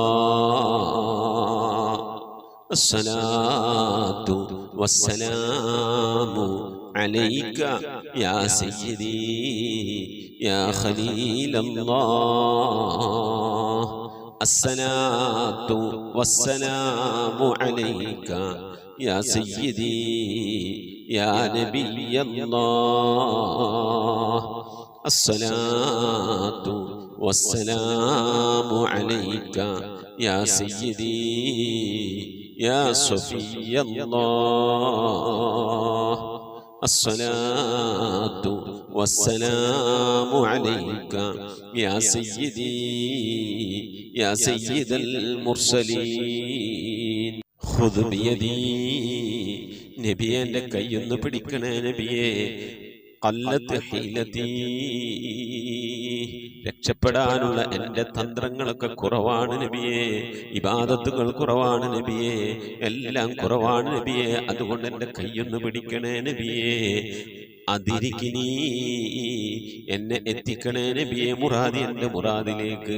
അതിരിക്കിനി മുറാദി യാ റസൂലല്ലാഹ്, അല്ലാഹുവിൻ്റെ ദൂതനെ എൻ്റെ മുറാദിലേക്ക്, എൻ്റെ ഉദ്ദേശത്തിലേക്ക് എൻ്റെ കൈ പിടിച്ചൊന്ന് എത്തിക്കണേ. എൻ്റെ മുറാദ് അല്ലാഹുവിനെ കാണലാണ്, എൻ്റെ മുറാദ് അല്ലാഹുവിനെ കാണലാണ്, ഹബീബിനെ കാണലാണ്, സ്വർഗ്ഗലോകത്ത് ഒരുമിച്ച് കൂടലാണ്. അതിനുള്ള തന്ത്രങ്ങൾ, അതിനുള്ള പ്രവർത്തനങ്ങളൊക്കെ എൻ്റെ കയ്യിൽ കുറവാണ് നബിയെ. ആയതുകൊണ്ട് എൻ്റെ കൈയൊന്ന് പിടിച്ച് എന്നൊന്ന് രക്ഷപ്പെടുത്തണേ നബിയേ. ചൊല്ലിക്കോണി. ഖുദ് ബിയദീ ഖല്ലത്ത് ഹീലതീ അദ്രികിനി മുറാദി യാ റസൂലല്ലാഹ്. ഖുദ് ബിയദീ ഖല്ലത്ത് ഹീലതീ അദ്രികിനി മുറാദി യാ റസൂലല്ലാഹ്. ഖുദ് ബിയദീ ഖല്ലത്ത് ഹീലതീ അദ്രികിനി മുറാദി യാ റസൂലല്ലാഹ്. അല്ലാഹു നീ സ്വീകരിക്കണേ അല്ലാഹ്, അല്ലാഹു നീ ഖബൂലാക്കണേ അല്ലാഹ്. ഹബീബിന്റെ പേരിൽ ഞങ്ങൾ ചൊല്ലിയതായ മദ്ഹ് സ്വീകരിക്കണേ അല്ലാഹ്. ഹബീബായ പ്രവാചകന്റെ പിൻമേലിൽ ഞങ്ങൾ ചൊല്ലിയ സ്വലാത്ത് സ്വീകരിക്കണേ അല്ലാഹ്. ഹബീബിന്റെ റൗദയിലേക്ക് ഞങ്ങൾ ചൊല്ലിയ സലാമുകൾ അവിടത്തേക്ക് എത്തിച്ചു നൽകണേ അല്ലാഹ്. അല്ലാഹു ഹബീബിന്റെ ശഫാഅത്ത് ലഭിക്കുന്നവരുടെ കൂട്ടത്തിൽ ഞങ്ങളെ ഉൾപ്പെടുത്തണേ അല്ലാഹ്. ഹബീബിന്റെ തൃക്കരങ്ങളിൽ നിന്ന് ഹൗദുൽ കൗസർ വാങ്ങി കുടിക്കാനുള്ള ഭാഗ്യം നൽകുന്നവരുടെ കൂട്ടത്തിൽ ഉൾപ്പെടുത്തണേ കൊടുക്കണേ അല്ലാ. ഹബീബിന്റെ പേരിൽ ധാരാളം സ്വലാത്ത് ചെല്ലാനുള്ള മനസ്സ് തൗഫീഖ് നൽകണേ അല്ലാ. ഹബീബ് പറഞ്ഞതനുസരിച്ച് ജീവിക്കാൻ അല്ലാഹു നീ തൗഫീഖ് നൽകണേ അല്ലാ. അല്ലാഹുവേ, മരിക്കുന്നതിന്റെ മുമ്പ് ഹബീബിനൊന്ന് കാണാനുള്ള ഭാഗ്യം നൽകണേ അല്ലാ. മതിവരോളം ഹബീബിന്റെ റൗള സന്ദർശിക്കാനുള്ള ഭാഗ്യം നൽകണേ അല്ലാ. അല്ലാഹുവേ റഹ്മാനായ റബ്ബേ, മനസ്സറിഞ്ഞുകൊണ്ട് സലാത്ത് സലാം നബിയുടെ പേരിൽ ചെല്ലുന്നവർക്ക് നൽകുന്ന എല്ലാ ഗുണവും അനുഗ്രഹവും ഞങ്ങൾക്ക് നൽകണേ അല്ലാ. ഞങ്ങൾ ഈ മജ്‌ലിസിനെ കബൂലാക്കണേ അല്ലാ. ഖത്മ പൂർത്തിയാക്കാനുള്ള തൗഫീഖ് നൽകണേ അല്ലാ. ഞങ്ങളുടെ മുറാദുകളെ ഹസിലാക്കി നൽകണേ അല്ലാ. രോഗങ്ങൾക്ക് ശിഫ നൽകണേ അല്ലാ. ദുആ കൊണ്ട് വസിയ്യത്ത് ചെയ്തവരുടെ മുറാദുകൾ ഹസിലാക്കി നൽകണേ അല്ലാ. പ്രയാസങ്ങൾ വിഷമങ്ങളൊക്കെ നീക്കി റാഹത്തിലാക്കി നൽകണേ അല്ലാ. ആമീൻ ബിറഹ്മതിക യാ അർഹമർ റഹീമീൻ. അസ്സലാമു അലൈക്കും വറഹ്മത്തുള്ളാഹി വബറകാതുഹു. പ്രിയമുള്ള മുഅ്മിനീങ്ങൾ, എന്തൊക്കെയാണ് വിശേഷങ്ങൾ? എല്ലാവർക്കും സുഖം തന്നെയല്ലേ? അല്ലാഹു സുബ്ഹാനഹു വ തആല ഇഹത്തിലും പരത്തിലും നമുക്കൊക്കെ സുഖവും സന്തോഷമൊക്കെ നൽകി അനുഗ്രഹിക്കട്ടെ. ആമീൻ യാ റബ്ബൽ ആലമീൻ. അൽഹംദുലില്ലാഹ്, ഒരു വെള്ളിയാഴ്ച ദിവസം കൂടി നമ്മിലേക്ക് കടന്നു വന്നിരിക്കുകയാണ്. ഒരുപാട് വെള്ളിയാഴ്ചകളിൽ ഒരുമിച്ച് കൂടുവാനും ധാരാളം ഇബാദത്തുകളൊക്കെ ചെയ്യാനും അല്ലാഹു നമുക്കൊക്കെ തൗഫീഖ് നൽകി അനുഗ്രഹിക്കട്ടെ. ആമീൻ യാ റബ്ബൽ ആലമീൻ. മുഅ്മിനീങ്ങളെ, നമ്മൾ ശ്രദ്ധിക്കേണ്ടത്, വെള്ളിയാഴ്ച എന്നുള്ളത് ആഴ്ചയുടെ നേതാവാണ്. വെള്ളിയാഴ്ച ദിവസം, ഒരു വെള്ളിയാഴ്ച മുതൽ മറ്റു വെള്ളിയാഴ്ച വരെ അവൻ വെള്ളിയാഴ്ചയെ ബഹുമാനിക്കുന്നതിലൂടെ അവൻ്റെ ചെറുദോഷങ്ങളൊക്കെ അല്ലാഹു പുറത്തു കൊടുക്കുമെന്നാണ്. ആയതുകൊണ്ട് തന്നെ വെള്ളിയാഴ്ചയെ നാം ബഹുമാനിക്കണം. വെള്ളിയാഴ്ച ദിവസമാണ് പള്ളിയിൽ പോകണം. വെള്ളിയാഴ്ച രാവിനെ ബഹുമാനിക്കണം. അപ്പോൾ വെള്ളിയാഴ്ചന് ബഹുമാനം ഉണ്ടാകും. വെള്ളിയാഴ്ചനെ ബഹുമാനിക്കുന്നതിൽ പെട്ടതാണ് വീട്ടിലുള്ള ആണുങ്ങളെ, ഭർത്താക്കന്മാരെ, മക്കളെ, ആൺകുട്ടികളൊക്കെ പെട്ടെന്ന് പള്ളിയിലേക്ക് പറഞ്ഞയക്കുക. അവരോട് പള്ളിയിൽ പോയി വർത്താനവും ഉച്ചമളൊന്നും ഉണ്ടാക്കരുത് മക്കളെ. പള്ളിയുടെ ബഹുമാനം ആദരവൊക്കെ നിലനിർത്തി ജുമയിൽ പങ്കെടുത്ത് ഖബറാളികൾക്ക് സലാം പറഞ്ഞ് ഖബർ സിയാറത്തൊക്കെ ചെയ്ത് വരണം എന്നൊക്കെ പറഞ്ഞ് മക്കളെ പെട്ടെന്ന് പള്ളിയിലേക്ക് പറഞ്ഞയക്കുക. അതുപോലെ ഉമ്മമാരൊക്കെ പെട്ടെന്ന് തന്നെ നിസ്കാരപ്പായിലേക്ക് കയറുന്ന ഒരു സാഹചര്യം ഉണ്ടാകുക. ഇതാണ് നമ്മൾ വെള്ളിയാഴ്ചയെ ബഹുമാനിക്കുക. എങ്ങനെയാണ് അങ്ങനെ നമ്മൾ വെള്ളിയാഴ്ചയെ ബഹുമാനിക്കുമ്പോൾ സ്വാഭാവികമായിട്ടും ആ വെള്ളിയാഴ്ചയുടെ റഹ്മത്തും ബർക്കത്തൊക്കെ നമുക്ക് കിട്ടും. അങ്ങനെ വെള്ളിയാഴ്ചയെ ബഹുമാനിക്കുന്നവരുടെ കൂട്ടത്തിൽ അല്ലാഹു നമ്മെ ഉൾപ്പെടുത്തി അനുഗ്രഹിക്കട്ടെ. ആമീൻ. പണ്ടൊക്കെ ഉമ്മമാർ പറയും, മോനെ ഇന്ന് തിങ്കളാഴ്ച രാവാണ്, ഖുർആനോദ് യാസീനോദ് എന്ന് പറയും. വെള്ളിയാഴ്ച രാവാണ്, ഖുർആനോദ് യാസീനോദ്, മരണപ്പെട്ടു ഒരു കുടുംബത്തേക്ക് കയറി വരുന്ന സമയമാണ്, മകൾ എന്തെങ്കിലുമൊക്കെ ഓതി ബർക്ക് എന്നൊക്കെ ഇങ്ങനെ പറയും. എന്താണ് വെള്ളിയാഴ്ച രാവ്? അത് വളരെ ശ്രേഷ്ഠമായൊരു രാവാണ്. ആ രാവിന് ശ്രേഷ്ഠതയുണ്ടെങ്കിൽ അതിൻ്റെ പകലിനും ധാരാളം ശ്രേഷ്ഠതയുണ്ട് എന്ന് നമ്മൾ മനസ്സിലാക്കണം. അല്ലാഹു കബൂൽ ചെയ്ത് അനുഗ്രഹിക്കട്ടെ. ആമീൻ. ഒരുപാട് ആളുകൾ ദുആ വസിയത്ത് ചെയ്തിട്ടുണ്ട്. ഇൻഷാ അല്ലാഹ് ദിക്ർ സ്വലാത്ത് ചൊല്ലിയവരൊക്കെ ഉണ്ട്. സുബൈദമ്മ കോയ ചെറുവട്ടൂർ 1,00,000 സ്വലാത്ത് ചൊല്ലിയിട്ടുണ്ട്. 50,000 ദിക്ർ ചൊല്ലിയിട്ടുണ്ട്. അതിൻ്റെ വാട്സപ്പ് കൂട്ടായ്മയിലൂടെ ചൊല്ലിയതാണ്. അല്ലാഹു സുബ്ഹാനഹു വ തആല സ്വീകരിക്കട്ടെ. അർഹമായ പ്രതിഫലത്തിലും പരത്തിലും നൽകി അനുഗ്രഹിക്കട്ടെ. ആരൊക്കെയാണോ ആ സ്വലാത്ത് ചൊല്ലാൻ കൂടിയത്, റബ്ബെ എല്ലാവരെയും എനിക്കറിയാം. എല്ലാവരുടെയും മുറാദ് ഹാസിലാക്കി രോഗങ്ങൾക്ക് ശിഫ നൽകി പ്രയാസങ്ങൾ വിഷമങ്ങളൊക്കെ നീക്കി അല്ലാഹു നീ ഖൈറിലും റാഹത്തിലും മുക്കാക്കണേ അല്ലാഹ്. ആമീൻ യാ റബ്ബൽ ആലമീൻ. അതുപോലെ ഹദീജുമ്മയുടെ മകന് ഒരു ജോലിയുമായി ബന്ധപ്പെട്ടുള്ള പരിശ്രമത്തിലാണ്. അല്ലാഹു അതൊക്കെ ഖൈറായ രീതിയിൽ റാഹത്തായ രീതിയിലൊക്കെ അടുപ്പിച്ചു കൊടുക്കട്ടെ. ആമീൻ.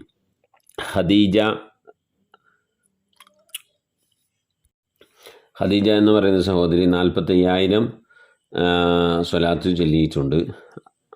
അത് ഖദീജ സിദ്ദി സുബൈദ കോയമ്മയുടെ വാട്സപ്പ് കൂട്ടായ്മയിലുള്ള ഒരു സഹോദരിയാണ് ഖദീജ സിദ്ദി എന്ന് പറയുന്നവർ. അവർ 45,000 സ്വലാത്ത് ചൊല്ലിയിട്ടുണ്ട്. പ്രത്യേകം ദുആ വസിയത്ത് ചെയ്തിട്ടുണ്ട്. അല്ലാഹു സുബ്ഹാനഹു വ തആല സ്വീകരിക്കട്ടെ.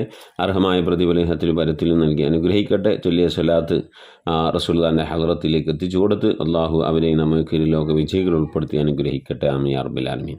ഖദീജ ഒടക്കാലി 14,000 സ്വലാത്ത് 38,000 സ്വലാത്തും ചൊല്ലിയിട്ടുണ്ട്. അല്ലാഹുവിനെ സ്വീകരിക്കണം. അല്ലാഹ് കബൂലാക്കണേ. അല്ലാഹ് അർഹമായ പ്രതിഫലത്തിലും പരത്തിലും നൽകി അനുഗ്രഹിക്കണേ. അല്ലാഹ്. റംല കാസർഗോഡ് 3,000 സ്വലാത്ത് ചൊല്ലിയിട്ടുണ്ട്. അല്ലാഹുവിനെ സ്വീകരിക്കണേ. അല്ലാഹ് കബൂലാക്കണേ. അല്ലാഹ് അർഹമായ പ്രതിഫലത്തിലും പരത്തിലും നൽകി അനുഗ്രഹിക്കണേ. അല്ലാഹ്. സുബൈദുമ്മ കൈപ്പമംഗലം 10,000 സ്വലാത്ത് ചൊല്ലിയിട്ടുണ്ട്. അല്ലാഹുവിനെ സ്വീകരിക്കണേ. അല്ലാഹ് കബൂലാക്കണേ. അല്ലാഹ് അർഹമായ പ്രതിഫലത്തിലും പരത്തിലും നൽകി അനുഗ്രഹിക്കണേ. അല്ലാഹ്. അസ്മ മലപ്പുറം 1000 സ്വലാത്ത് ചൊല്ലിയിട്ടുണ്ട്. അള്ളാഹു സ്വീകരിക്കട്ടെ, അർഹമായ പ്രതിഫലം നൽകി അനുഗ്രഹിക്കട്ടെ. ആമീൻ.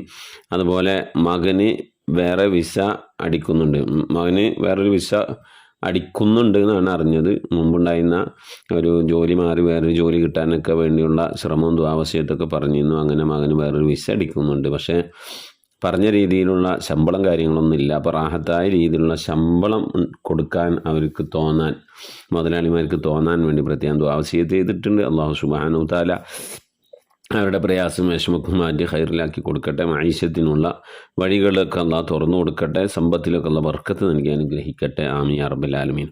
ഫാത്തിമ ബീവി കൊല്ലം.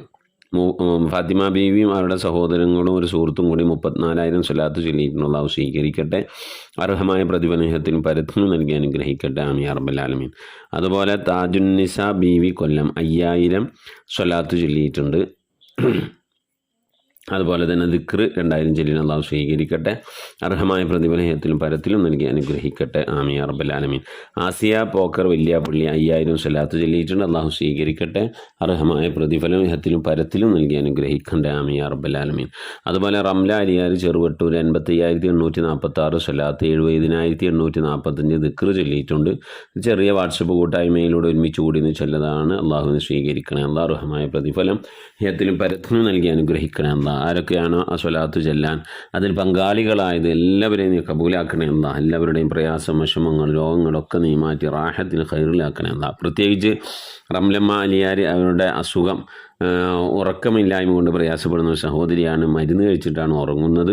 അതൊന്നുമില്ലാതെ റാഹത്തായ ഉറക്കം അള്ളാഹു നൽകി അനുഗ്രഹിക്കട്ടെ. റാഹത്തായ മനസ്സിന് സന്തോഷമുള്ള സ്ഥലം ഒക്കെ അള്ളാഹു നൽകി അനുഗ്രഹിക്കട്ടെ. ആമീൻ യാ റബ്ബൽ ആലമീൻ. അതുപോലെ ആമിന തളിക്കുളം 12,000 സ്വലാത്ത് ചൊല്ലിയിട്ടുണ്ട്. അള്ളാഹു സ്വീകരിക്കട്ടെ, അർഹമായ പ്രതിഫലം ഹത്തിലും പരത്തിലും നൽകി അനുഗ്രഹിക്കട്ടെ. അതുപോലെ ഷാർജയിലുള്ള ഒരു സഹോദരി മുറാദ് ഹാസിലാകാൻ വേണ്ടി, മനസ്സിലെ വിഷമങ്ങൾ പ്രയാസങ്ങളൊക്കെ മാറി റാഹത്താകാൻ വേണ്ടി ദുആവസിയത്ത് ചെയ്തിട്ടുണ്ട്. അതുപോലെ മകളുടെ വിവാഹമാണ്, റാഹത്തായ രീതിയിൽ അത് നടന്നു കാണാൻ അള്ളാഹു ആ പ്രിയപ്പെട്ട ഉമ്മ വിചാരിച്ചതുപോലെ ആ മകളുടെ വിവാഹമൊക്കെ റാഹത്തായി നടന്നു കാണാൻ വേണ്ടി പ്രത്യേകം ദുആവസിയത്ത് ചെയ്തിട്ടുണ്ട്. അള്ളാഹുവിനെയൊക്കെ ഖൈറിലാക്കണേ അല്ലാഹ്, റാഹത്തിലാക്കണേ റഹ്മാനെ. വിവാഹവുമായി ബന്ധപ്പെട്ട് എല്ലാ വാതിലുകളും നീ തുറന്നൊക്കെ സന്തോഷത്തിനും റാഹത്തിനും അവർ ഉദ്ദേശിച്ചതിനും ഹൈറായ രീതിയിലൊക്കെ നടക്കാനുള്ള തൗഫീഖ് നൽകി അനുഗ്രഹിക്കണേ റഹ്മാനെ. അതുപോലെ തന്നെ അവരുടെ മുറാദ്, മനസ്സിലെ പ്രയാസം, വിഷമം, രോഗങ്ങളൊക്കെ എല്ലാത്തിനും അള്ളാഹുവിനെ സലാമത്ത് നൽകി അനുഗ്രഹിക്കണേ അല്ലാഹ്. ആമീൻ യാ റബ്ബൽ ആലമീൻ. അതുപോലെ നബീസ കിഴക്കഞ്ചേരി 9,000 സ്വലാത്ത് ചൊല്ലിയിട്ടുണ്ട്, 3,000 ദിക്ർ ചൊല്ലിയിട്ടുണ്ട്. മരണപ്പെട്ടവർക്കൊക്കെ വേണ്ടി ദുആവസിയത്ത് ചെയ്തിട്ടുണ്ട്. അള്ളാഹുവിനെ സ്വീകരിക്കണേ അല്ലാഹ്, അർഹമായ പ്രതിഫലം ഹത്തിലും പരത്തിലും നൽകണേ അല്ലാഹ്. മരണപ്പെട്ടവർക്ക് അല്ലാഹ് നീ മഗ്ഫിറത്ത് നൽകി അനുഗ്രഹിക്കണേ അല്ലാഹ്. ആമീൻ യാ റബ്ബൽ ആലമീൻ. അതുപോലെ സെറീന കാസർഗോഡ്, ഭർത്താവിൻ്റെ അനുജൻ റഷീദ് എന്നവർ പെട്ടെന്ന് മരണപ്പെട്ടു. ഇന്നേക്ക് 14-ാം ദിവസമാണ്. അവരൊരു ഖത്തം ഓതിയിട്ടുണ്ട്, പ്രത്യേകം ദുആവസിയത്ത് ചെയ്തിട്ടുണ്ട്. അതുപോലെ മരണപ്പെട്ടവരുടെ ഉമ്മ ഒരു ഖത്തം ഓതിയിട്ടുണ്ട്. 10,000 ഇഖ്ലാസ് സൂറത്ത് ഓതിയിട്ടുണ്ട്, 70,000 ദിക്ർ ചൊല്ലിയിട്ടുണ്ട്, 10,000 സ്വലാത്ത് ചൊല്ലിയിട്ടുണ്ട്. ആ ഉമ്മ ഒരു ഖത്തം ഓതിയിട്ടുണ്ട്, പ്രത്യേകം ദുആവസിയത്ത് ചെയ്തിട്ടുണ്ട്. അള്ളാഹുവേ, ആ പ്രിയപ്പെട്ടവർക്ക് വേണ്ടി അവർ ഓതിയ ഖത്തമൊന്ന് സ്വീകരിക്കണം അല്ലാഹ്. എന്തെങ്കിലും പാകപ്പുഴകളൊക്കെ അതിൽ വന്നു പോയില്ല വിട്ടുപുറത്ത് മാപ്പാക്കണേ റബ്ബേ. ഇതൊക്കെ ഖബറിലേക്ക് ഉപകരിക്കുന്ന സൽക്കർമ്മമായി കബൂൽ ചെയ്യുന്ന റഹ്മാൻ. അവർ ചൊല്ലിയ ദിക്ർ, സ്വലാത്ത്, സൂറത്തുൽ ഇഖ്ലാസ് ഒക്കെ നീ സ്വീകരിക്കണേ അല്ലാഹ്. അവരിൽ നിന്ന് മരണപ്പെട്ടവരുടെയൊക്കെ ഹളറത്തിലേക്ക് അതിനെ മിഥില സവാബിന് എത്തിച്ചു കൊടുത്ത് അവരുടെയും നാളെ ഞങ്ങളുടെ ഖബറൊക്കെ നീ സന്തോഷത്തിലും റാഹത്തിലുമൊക്കെ ആക്കി നൽകണേ അല്ലാഹ്. ആമീൻ യാ റബ്ബൽ ആലമീൻ. അതുപോലെ ഖദീജമ്മ അമയിൽ 8,301 സ്വലാത്ത് ചൊല്ലിയിട്ടുണ്ട്. അള്ളാഹുവിനെ സ്വീകരിക്കണേ അല്ലാഹ്, അർഹമായ പ്രതിഫലത്തിനും പരത്തിലും നൽകി അനുഗ്രഹിക്കണേ അല്ലാഹ്. ആമീൻ യാ റബ്ബൽ ആലമീൻ. റംലത്ത് പാലക്കാട് 7,000 ദിക്ർ ചൊല്ലിയിട്ടുണ്ട്, 7,000 സ്വലാത്ത് ചൊല്ലിയിട്ടുണ്ട്. അള്ളാഹു നീ സ്വീകരിക്കണേ അല്ലാഹ്, അർഹമായ പ്രതിഫലം ഹത്തിലും പരത്തിലും നൽകി അനുഗ്രഹിക്കണേ അല്ലാഹ്. ആമീൻ യാ റബ്ബൽ ആലമീൻ. ഈ റംലത്ത് പാലക്കാടിൻ്റെ മൂത്തുമ്മാൻ്റെ മകൻ, അവർ താമസിക്കുന്നത് തൃച്ചി തമിഴ്നാട്ടിലാണ്. അവരിന്നലെ വീട്ടിൽ നിന്നിങ്ങനെ പുറത്ത് എവിടെ ഇങ്ങനെ സാധാരണ കിടക്കാറുള്ളത് പോലെ എവിടെയൊക്കെ ഒന്നിങ്ങനെ രാത്രി ഇങ്ങനെ വിശ്രമിച്ച് ഇങ്ങനെ കിടക്കുന്നതിൻ്റെ ഇടയിൽ ആരോ വന്ന് അവരെ കഴുത്തിന് കുത്തി പരിക്കേൽപ്പിച്ചു. അങ്ങനെ പെട്ടെന്ന് അവർ ഓടി വീട്ടിലേക്ക് വന്നെങ്കിലും അവർ മരണപ്പെട്ടു എന്നാണ് അറിയാൻ കഴിഞ്ഞത്. ഇന്നാ ലില്ലാഹി വ ഇന്നാ ഇലൈഹി റാജിഊൻ. അല്ലാഹുമ്മ ഗ്ഫിർ ലഹു വർഹംഹു അല്ലാഹുമ്മ ജാഫിൽ ഖബർ അൻ ജംബി. ആമീൻ യാ റബ്ബൽ ആലമീൻ. ആ മരണപ്പെട്ടു പോയവരുടെ ഭാര്യ, മക്കൾ, അവർക്കൊക്കെ അല്ലാഹു സമാധാനവും മനസ്സിന് സന്തോഷം ക്ഷമയും ഒക്കെ നൽകി അനുഗ്രഹിക്കട്ടെ. മുസീബത്തിൻ്റെ മേൽ പിടിച്ചു നിൽക്കാനുള്ള ഈമാനികമായ ശക്തി നൽകി അനുഗ്രഹിക്കട്ടെ. മരണപ്പെട്ടുപോയ പ്രിയപ്പെട്ട സഹോദരൻ അല്ലാഹ് മഗ്ഫിറത്ത് നൽകി ഖബറൊക്കെ വിശാലമാക്കി നൽകി അനുഗ്രഹിക്കട്ടെ. ആ വധത്തിൻ്റെ പിന്നിൽ പ്രവർത്തിച്ചത് ആരാണോ അവരെത്രയും പെട്ടെന്ന് നിയമത്തിൻ്റെ മുന്നിൽ വന്ന് അവർക്ക് ലഭിക്കേണ്ടതായ ശിക്ഷ എത്രയും പെട്ടെന്ന് ലഭിക്കുന്ന ഒരു സാഹചര്യം ഉണ്ടാകട്ടെ. അല്ലാഹു സുബ്ഹാനഹു വ തആല എല്ലാ അർത്ഥത്തിലും ആ കുടുംബത്തിൻ്റെ പ്രയാസം വിഷമങ്ങളൊക്കെ മാറ്റി അല്ലാഹു ഖൈറിലാക്കി കൊടുക്കട്ടെ. ആമീൻ യാ റബ്ബൽ ആലമീൻ.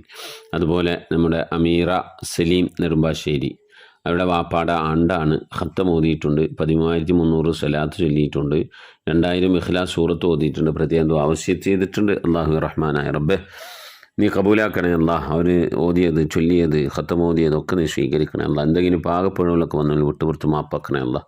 ഇതൊക്കെ ഖബറിലേക്ക് ഉപകരിക്കുന്ന സൽക്കർമ്മമായി നീ കബൂലാക്കണേ അല്ലാഹ്. പ്രിയപ്പെട്ട വാപ്പാടെ ഖബർ സ്വർഗീയ തുല്യമാക്കി കൊടുക്കണേ റഹ്മാനെ. അല്ലാഹു ഞങ്ങളിൽ നിന്ന് മരിച്ചുപോയ ഞങ്ങളുടെ ഉപ്പ, ഞങ്ങളുടെ ഉമ്മ, ഞങ്ങളുടെ ഭാര്യ, ഞങ്ങളുടെ ഭർത്താവ്, ഞങ്ങളുടെ ഉസ്താദുമാർ, ഞങ്ങളുടെ സന്താനങ്ങൾ റബ്ബേ അവരുടെയൊക്കെ മഗ്ഫിറത്ത് ഉദ്ദേശിച്ച് ഖബറിലെ സന്തോഷം ഉദ്ദേശിച്ചുകൊണ്ടാണ് ഞങ്ങളിങ്ങനെ മജ്ലിസിൽ ഒരുമിച്ച് കൂടി ഇന്ന് ചൊല്ലി അവർക്ക് വേണ്ടി ദ്വാരക്കുന്നു. അല്ലാഹു ഇതൊക്കെ ഒന്ന് സ്വീകരിക്കണേ റഹ്മാനെ. നിനക്ക് മിസ്ലി സവാബ് കണ്ടുകൊണ്ട് ഖബറിൽ കിടന്ന് സന്തോഷിക്കാൻ അവർക്ക് നാളെ ഞങ്ങൾക്കൊക്കെ നീ തൗഫീക്ക് നൽകണേ അല്ലാഹ്. ആമീൻ യാ റബ്ബൽ ആലമീൻ.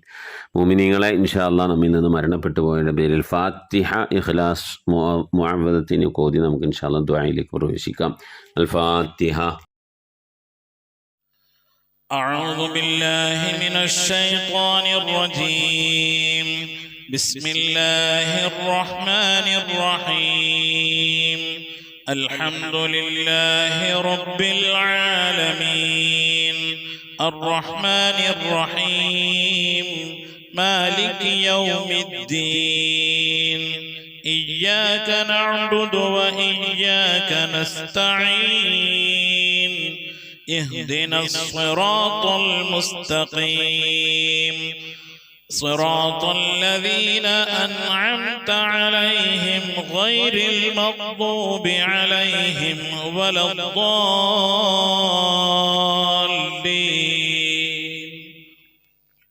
آمين. بسم الله الرحمن الرحيم.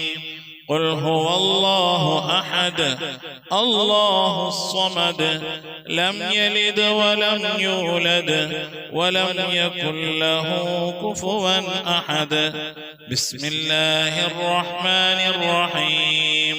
قل هو الله أحد الله الصمد لم يلد ولم يولد ولم يكن له كفوا أحد. بسم الله الرحمن الرحيم.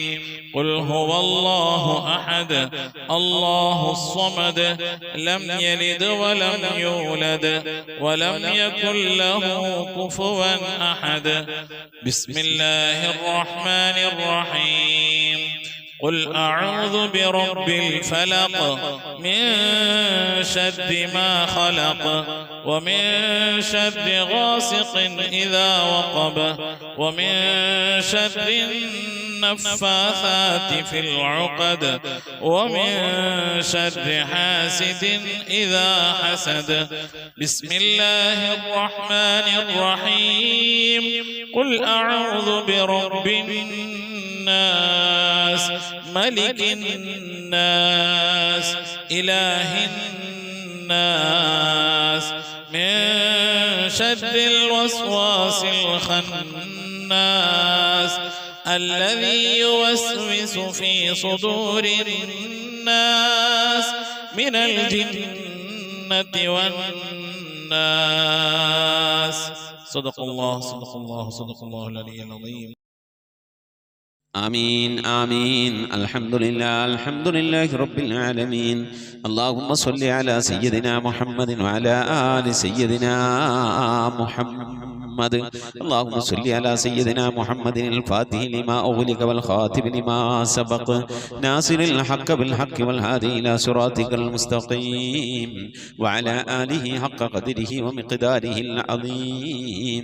لا إله إلا الله الموجود بكل زمان، لا إله إلا الله المعروف بكل إحسان، لا إله إلا الله المعبود بكل مكان، لا إله إلا الله المذكور بكل لسان، لا إله إلا الله كل يوم هو في في شأن لا إله إلا الله الأمان الأمان من زوال الإيمان من شر الشيطان من ظلم السلطان يا قديم الإحسان يا غفور يا غفار برحمتك يا أرحم الراحمين പടച്ചവനെ ലോകരക്ഷിതാവേ അർഹമുറാഹിമായ അല്ലാഹ് ഞങ്ങൾ ഓതിയതായ പരിശുദ്ധമായ ഖുർആൻ ശരീഫിനെ നീ സ്വീകരിക്കണേ അല്ലാഹ് റബ്ബേ ഞങ്ങൾ ചൊല്ലിയതായ സ്വലാത്തുകളെ ദിക്റുകളെ നീ സ്വീകരിക്കണേ അല്ലാഹ് റഹ്മാനായ റബ്ബേ ഞങ്ങൾ ഓതിയതായ അസ്മാഉൽ ഹുസ്ന നീ സ്വീകരിക്കണേ അല്ലാഹ് ഹബീബിന്റെ മദ്ഹ് ചൊല്ലിയത് നീ ഖബൂലാക്കണേ അല്ലാഹ് ഹബീബിന്റെ മേൽ ഞങ്ങൾ സലാം പറഞ്ഞത് നീ സ്വീകരിക്കണേ അല്ലാഹ് അല്ലാഹു ഇതൊക്കെ നാളെ ഞങ്ങളെ ഖബറിലേക്ക് ഉപകരിക്കുന്ന സൽക്കർമ്മമാക്കണേ അല്ലാഹ് റബ്ബേ വെള്ളിയാഴ്ച ദിവസം റബ്ബേ സുബ്ഹി നമസ്കാരത്തിന് ശേഷം നിന്റെ പരിശുദ്ധമായ കലാം നിവർത്തി വെച്ച് ഖുർആൻ ഓതി അൽ കഹ്ഫ് സൂറത്ത് ഓതി അല്ലാഹുവേ ദിക്ർ ചൊല്ലി സ്വലാത്ത് ചൊല്ലി നിന്റെ ഹബീബിന്റെ മദ്ഹ് പറഞ്ഞ് നിന്റെ ദർബാറിലേക്ക് കരങ്ങൾ ഉയർത്തുന്നു അല്ലാഹ് നീ ഞങ്ങളെ സ്വീകരിക്കണേ അല്ലാഹ് സംഭവിച്ചു പോയ സർവ്വ അപരാധങ്ങൾ ഞങ്ങൾക്ക് നീ വിട്ടുപുറത്ത് മാപ്പാക്കി തരണേ അല്ലാഹ് ഞങ്ങളിവിടെ ചൊല്ലിയതിന്റെ ഓതിയതിന്റെ ഒരുമിച്ച് ഓടിയതിന്റെ കമിത്തിന് സവാബിന് ഹബീബായ പ്രവാചകൻ മുത്ത് മുഹമ്മദ് മുസ്തഫ സല്ലല്ലാഹു അലൈഹി വസല്ലം തങ്ങളെ ഹദ്റത്തിലേക്ക് എത്തിക്കണേ അല്ലാഹ് അവിടുത്തെ ശഫാഅത്ത് ലഭിക്കുന്നവരുടെ കൂട്ടത്തിൽ ഈ ഭാവികളായി ഞങ്ങളെ നീ ഉൾപ്പെടുത്തണേ അല്ലാഹ് എല്ലാ അമ്പിയാക്കളും മുർസലീങ്ങൾ അവരുടെ അനുചരന്മാരുടെ ഹദ്റത്തിലേക്ക് എത്തിക്കണേ അല്ലാഹ് അസ്ഹാബുൽ ബദരീങ്ങൾ ഉഹദീങ്ങൾ ഖന്ദഖീങ്ങൾ എല്ലാ സഹാബത്തെ കിറാമിന്റെ ഹദ്റത്തിലേക്കും എത്തിക്കണേ അല്ലാഹ് അഹ്ലു ബൈത്തിന്റെ ഹദ്റത്തിലേക്ക് ഉമ്മഹാത്തുൽ മുഅ്മിനീങ്ങളുടെ ഹദ്റത്തിലേക്ക് അയിമ്മത്തുൽ മുജ്തഹിദീങ്ങളുടെ ഹദ്റത്തിലേക്ക് ഖുലഫാഉർ റാഷിദീങ്ങളുടെ ഹദ്റത്തിലേക്ക് അല്ലാഹുവേ എല്ലാ ഔലിയാക്കളുടെ ഹദ്റത്തിലേക്ക് സ്വാലിഹീങ്ങളുടെ സജ്ജനങ്ങളുടെ മശായിഖന്മാരുടെ ഖൈറുൽ അഹ്ലുവാരുടെ ശുഹദാക്കളുടെ സിദ്ദീഖീങ്ങളുടെ ഹദ്റത്തിലേക്ക് എത്തിക്കണേ അല്ലാഹ് റബ്ബേ അവർക്കൊക്കെ നിന്റെ അടുക്കലുള്ള പദവികളെ ദറജകളെ സ്ഥാനങ്ങൾ ഉയർത്തി കൊടുക്കണേ അല്ലാഹ് അവരുടെ ഹക്ക് ജാഹ് ബർക്കത്ത് കൊണ്ട് ഈ പാപികളായി ഞങ്ങളെ നീ രക്ഷപ്പെടുത്തണേ അല്ലാഹ് ദുനിയാവിനും ആഖിറത്തിനും രക്ഷപ്പെടുത്തണേ അല്ലാഹ് ദുനിയാവിനും ആഖിറത്തിനും സലാമത്തിലാക്കണേ അല്ലാഹ് റഹ്മാനായ റബ്ബേ ഞങ്ങളുടെ ദോഷങ്ങളൊക്കെ വിട്ടുപുറത്ത് മാപ്പാക്കി തരണേ അല്ലാഹ് ഞങ്ങളുടെ ദോഷങ്ങളുടെ കാഠിന്യം കൊണ്ട് ഞങ്ങളെ നീ ശിക്ഷിക്കല്ല അല്ലാഹ് ഞങ്ങളെ നീ പരീക്ഷിക്കല്ല അല്ലാഹ് മാരകമായ രോഗങ്ങൾ തന്ന് ഞങ്ങളെ നീ പരീക്ഷിക്കല്ല അല്ലാഹ് സാമ്പത്തിക മാനസികമായ പ്രയാസങ്ങൾ തന്ന് ഞങ്ങൾ നീ പരീക്ഷിക്കല്ല അല്ലാഹ് റഹ്മാനായ റബ്ബേ അല്ലാഹുവേ ദുനിയാവിൽ ഞങ്ങൾ സംഭവിച്ചു പോയതൊക്കെ നീ വിട്ടുപുറത്ത് മാപ്പാക്കണേ അല്ലാഹ് അത് നീ ഖബറിലേക്ക് മാറ്റിവെക്കല്ല അല്ലാഹ് നാളെ മഹ്ശറയിലേക്ക് മാറ്റിവെക്കല്ല അല്ലാഹ് നാളെ ഹിസാബിൻ്റെ വേളയിലേക്ക് മാറ്റിവെക്കല്ല അല്ലാഹ് നീ ഞങ്ങൾക്ക് വിട്ടുപുറത്ത് മാപ്പാക്കി തരണേ അല്ലാഹ് ഒരു മനുഷ്യൻ ഖബറിൽ നിന്ന് രക്ഷപ്പെട്ടാൽ ദുനിയാവിൽ നിന്ന് ആഖിറത്തിലേക്കുള്ള കടമ്പ കടക്കുന്നതിന് ആദ്യത്തെ കടമയാണ്, ആദ്യത്തെ തടസ്സമാർഗമാണ് ഖബർ എന്ന് പറയുന്നത്. ഖബറിൽ നിന്ന് രക്ഷപ്പെട്ടാൽ അവൻ എല്ലാ സ്ഥലത്തു നിന്ന് രക്ഷപ്പെടുമെന്ന. അതുകൊണ്ട് റബ്ബേ നീ ഞങ്ങളെ ഖബറിൽ നിന്ന് രക്ഷപ്പെടുത്തണേ അല്ലാഹു. ഞങ്ങളോട് ചൊല്ലിയതിൻ്റെ ഓതിയതിൻ്റെ ഒരുമിച്ച് കൂടിയതിൻ്റെ ഒക്കെ മിഥിലവാബിന് ഞങ്ങളുടെ മരണപ്പെട്ടു പോയി ഉമ്മയുടെ ഹദ്റത്തിലേക്ക്, ഉപ്പയുടെ ഹദ്റത്തിലേക്ക്, ഭാര്യയുടെ ഹദ്റത്തിലേക്ക്, ഭർത്താവിൻ്റെ ഹദ്റത്തിലേക്ക്, സന്താനങ്ങളുടെ ഹദ്റത്തിലേക്ക്, പേരമക്കളുടെ ഹദ്റത്തിലേക്ക്, വല്യപ്പമാരുടെ ഹദ്റത്തിലേക്ക്, റഹ്മാനായ റബ്ബേ സഹോദരി സഹോദരന്മാരുടെ ഹദ്റത്തിലേക്ക് ഞങ്ങളുമായി അങ്ങനെ ബന്ധപ്പെട്ട പലവരും മരിച്ചു പോയിരിക്കുന്നു അല്ലാ. ഉമ്മ വഴിക്ക്, ഉപ്പ വഴിക്ക്, കൂട്ടുകുടുംബാദികൾ, ബന്ധുമിത്രാദികൾ പലവരും മരണപ്പെട്ടു പോയിട്ടുണ്ട് അല്ലാ. അവരുടെയൊക്കെ ഹദ്റത്തിലേക്ക് നിന്റെ മിഥില സവാബിനെത്തിക്കണേ അല്ലാ.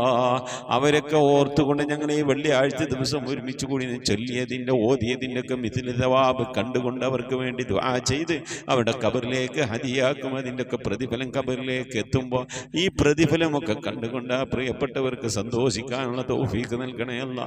നാളെ ഞങ്ങളുടെ ഖബറിലേക്കുള്ള സന്തോഷമാക്കണേ അല്ലാ. ഞങ്ങളെ ചൊല്ലിയതിന് ഒരുമിച്ച് കൂട്ടിയതിനൊക്കെ റഹ്മാനായ റബ്ബേ നിന്റെ മഹദഫൽ കൊണ്ട് അല്ലാ ഞങ്ങൾ മരണപ്പെട്ടു പോയ ഖബർ നീ സന്തോഷത്തിലാക്കി കൊടുക്കണേ അല്ലാ. കണ്ണെത്താ ദൂരത്തേക്ക് ഖബർ നീ വിശാലമാക്കി കൊടുക്കണേ അല്ലാ. എന്തെങ്കിലും വിധ പ്രയാസങ്ങൾ വിഷമങ്ങൾ ഖബറിൽ അനുഭവിക്കുന്നുവെങ്കിൽ പ്രിയപ്പെട്ടവർക്ക് നീ സലാമത്ത് നൽകണേ അല്ലാ. നിന്റെ കൃപയുടെ കാരുണ്യത്തിൻ്റെ വിട്ടുവീഴ്ചയുടെ മഗ്ഫിറത്തിൻ്റെ കവാടങ്ങൾ അവരുടെ ഖബറിടത്തിലേക്ക് തുറന്നെടുത്തുകൊണ്ട് അവിടെ നീ സന്തോഷത്തിലാക്കണേ അല്ലാ. റഹ്മാനായ റബ്ബേ അല്ലാഹുവേ ഈ മഹത്തായ മജ്ലിസിൽ ദുആ കൊണ്ട് വസിയത്ത് ചെയ്തും എൻ്റെ പ്രിയപ്പെട്ട ഉപ്പമാർ, ഉമ്മമാർ, സഹോദരി സഹോദരന്മാർ എല്ലാവരെയും മുറാദുകളെ ഹാസിലാക്കണേ അല്ലാ. സങ്കടങ്ങൾ, പ്രയാസങ്ങൾ, വിഷമങ്ങൾ, ബുദ്ധിമുട്ടുകൾ, മശക്കത്തുകളൊക്കെ നീക്കി കൊടുക്കണേ അല്ലാ. രോഗശമനത്തിനായി ദുആ വസിയത്ത് ചെയ്തവരുണ്ട് റബ്ബേ നീ ശിഫാ നൽകണേ അല്ലാ. പലതരത്തിലുള്ള അസുഖം കൊണ്ട് പ്രയാസപ്പെടുന്നവരുണ്ട് പ്രയാസപ്പെടുന്നവരുണ്ട്, മാനസിക രോഗങ്ങൾ കൊണ്ട് വിഷമിക്കുന്നവരുണ്ട്, ശാരീരിക രോഗങ്ങൾ കൊണ്ട് പ്രയാസപ്പെടുന്നവരുണ്ട്, സാമ്പത്തിക പ്രതിസന്ധികൾ കൊണ്ട് ബുദ്ധിമുട്ടുന്നവരുണ്ട്. എല്ലാ പ്രയാസങ്ങളും പ്രതിസന്ധികളും ഞങ്ങൾ നീ കാക്കണേ അല്ലാ. ഓപ്പറേറ്റീവ് ചെയ്യേണ്ട രോഗം കൊണ്ട് പ്രയാസപ്പെടുന്നവരുണ്ട്. റഹ്മാനായ റബ്ബേ, വാർദ്ധക്യ സഹജമായ രോഗം കൊണ്ട് വിഷമിക്കുന്നവരുണ്ട്, ആശുപത്രിയിൽ അഡ്മിറ്റായ രോഗികളുണ്ട്, ആശുപത്രികളിൽ നിന്ന് മടക്കിയ രോഗികളുണ്ട്. അല്ലാഹു എല്ലാവർക്കും ശിഫ നൽകുന്നവനെയാണല്ല അല്ലാ. രോഗങ്ങൾക്ക് നീ ശിഫ നൽകണേ അല്ലാ. ആഫിയത്തുള്ള ദീർഘായുസ് നൽകി അനുഗ്രഹിക്കണേ അല്ലാ. റഹ്മാനായ റബ്ബേ, ക്യാൻസർ, ട്യൂമർ പോലത്തെ രോഗങ്ങൾ, പകർച്ചവ്യാധികളൊക്കെ കാക്കണേ അല്ലാ. ക്യാൻസർ ബാധിച്ച് പ്രയാസപ്പെടുന്നവരുണ്ട് റബ്ബേ, പലവരും വസിയത്ത് ചെയ്തിട്ടുണ്ട് അല്ലാ. അത്തരത്തിലുള്ള രോഗാണുക്കളിൽ നിന്നൊക്കെ ഞങ്ങളെ നീ കാക്കണേ അല്ലാ. തൈറോയിഡ് കൊണ്ട് പ്രയാസപ്പെടുന്നവരുണ്ട് റബ്ബേ, വയറ്റിൽ മുഴ കൊണ്ട് പ്രയാസപ്പെടുന്നവരുണ്ട്, ശരീരത്തിന് ഉദപാന തടിപ്പ് കൊണ്ട് പ്രയാസപ്പെടുന്നവരുണ്ട്. ബേജാറിലാണ് റബ്ബേ, ഞങ്ങളിൽ പലവരും പ്രയാസത്തിലാണ്, വിഷമത്തിലാണ്. ക്യാൻസർ എന്ന മഹാമാരിയെ തൊട്ട് കാക്കണേ അല്ലാ.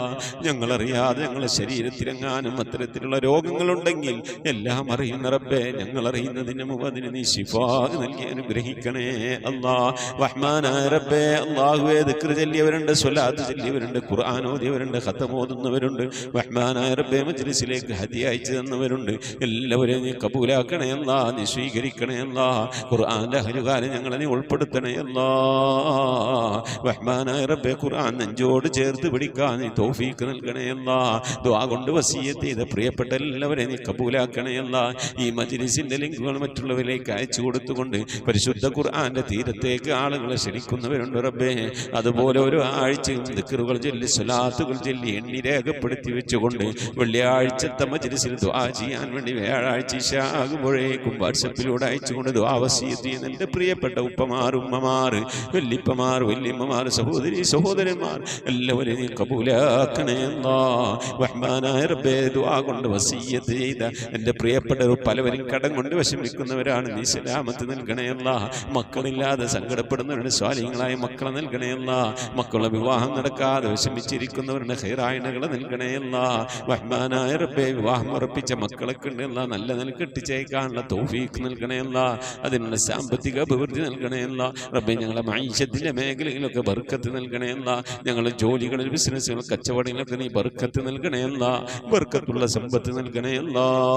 ധാരാളം സദഖ കൊടുക്കാനും സക്കാത്തൊക്കെ കൊടുക്കാനും ഉതകുന്ന രീതിയിൽ സാമ്പത്തിക അഭിവൃദ്ധിയും അതൊക്കെ ചെയ്യാനുള്ള മനസ്സും തൗഫീഖൊക്കെ ഞങ്ങൾക്ക് നൽകണേ അല്ലാ.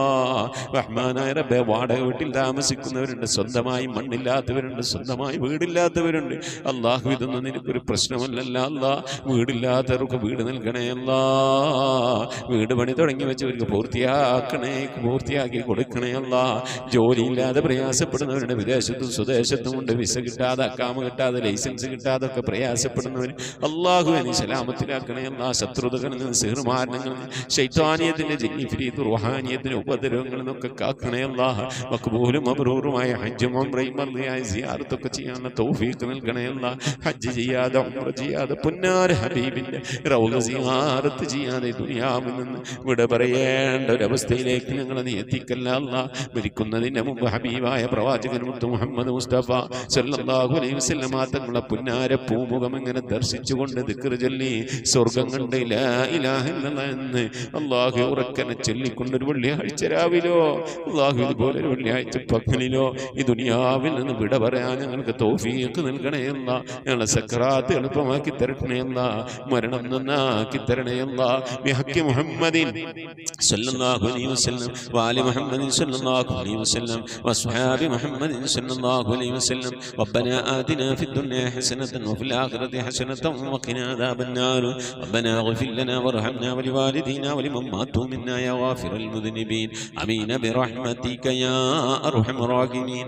സല്ലല്ലാഹു തആല വസല്ലം അലാ ഖൈരി ഖൽഖി സയ്യിദിനാ മുഹമ്മദിൻ വആലിഹി വസഹ്ബിഹി അജ്മഈൻ. സുബ്ഹാന റബ്ബിക റബ്ബിൽ ഇസ്സതി അമ്മാ യസിഫൂൻ വസലാമുൻ അലൽ മുർസലീൻ വൽഹംദുലില്ലാഹി റബ്ബിൽ ആലമീൻ. ബിഫദ്ലിഹി സല്ലല്ലാഹു അലാ മുഹമ്മദ് സല്ലല്ലാഹു അലൈഹി വസല്ലം. സല്ലല്ലാഹു അലാ മുഹമ്മദ് സല്ലല്ലാഹു അലൈഹി വസല്ലം. അല്ലാഹുമ്മ സ്വല്ലി അലാ മുഹമ്മദ് യാ റബ്ബി സ്വല്ലി അലൈഹി വസല്ലിം വസല്ലി അലാ ജമീൽ അംബിയാഇൽ മുർസലീന വൽഹംദുലില്ലാഹി റബ്ബിൽ ആലമീൻ. ആമീൻ. തഖബ്ബലല്ലാഹ്. മുഅ്മിനീങ്ങളെ, അടുത്ത വ്യാഴാഴ്ച ആകുമ്പോഴേക്കും പരമാവധി ദിക്ർ സലാത്തുകളൊക്കെ ചൊല്ലി എഴുതി രേഖപ്പെടുത്തി വെക്കണം ഇൻഷാ അല്ലാഹ്. എന്നിട്ട് വ്യാഴാഴ്ച ഇശ ആകുമ്പോഴേക്കും നമ്മുടെ മജ്‌ലിസിലേക്ക് അയക്കണമെന്ന് ഓർമ്മപ്പെടുത്തുന്നു. നിങ്ങളുടെ വിലയേറിയ ദുആയിൽ ഈ പാവപ്പെട്ട എന്നെയും കുടുംബത്തെ ഉൾപ്പെടുത്തണം. അസ്സലാമു അലൈക്കും വറഹ്മത്തുള്ളാഹി വബറകാതുഹു.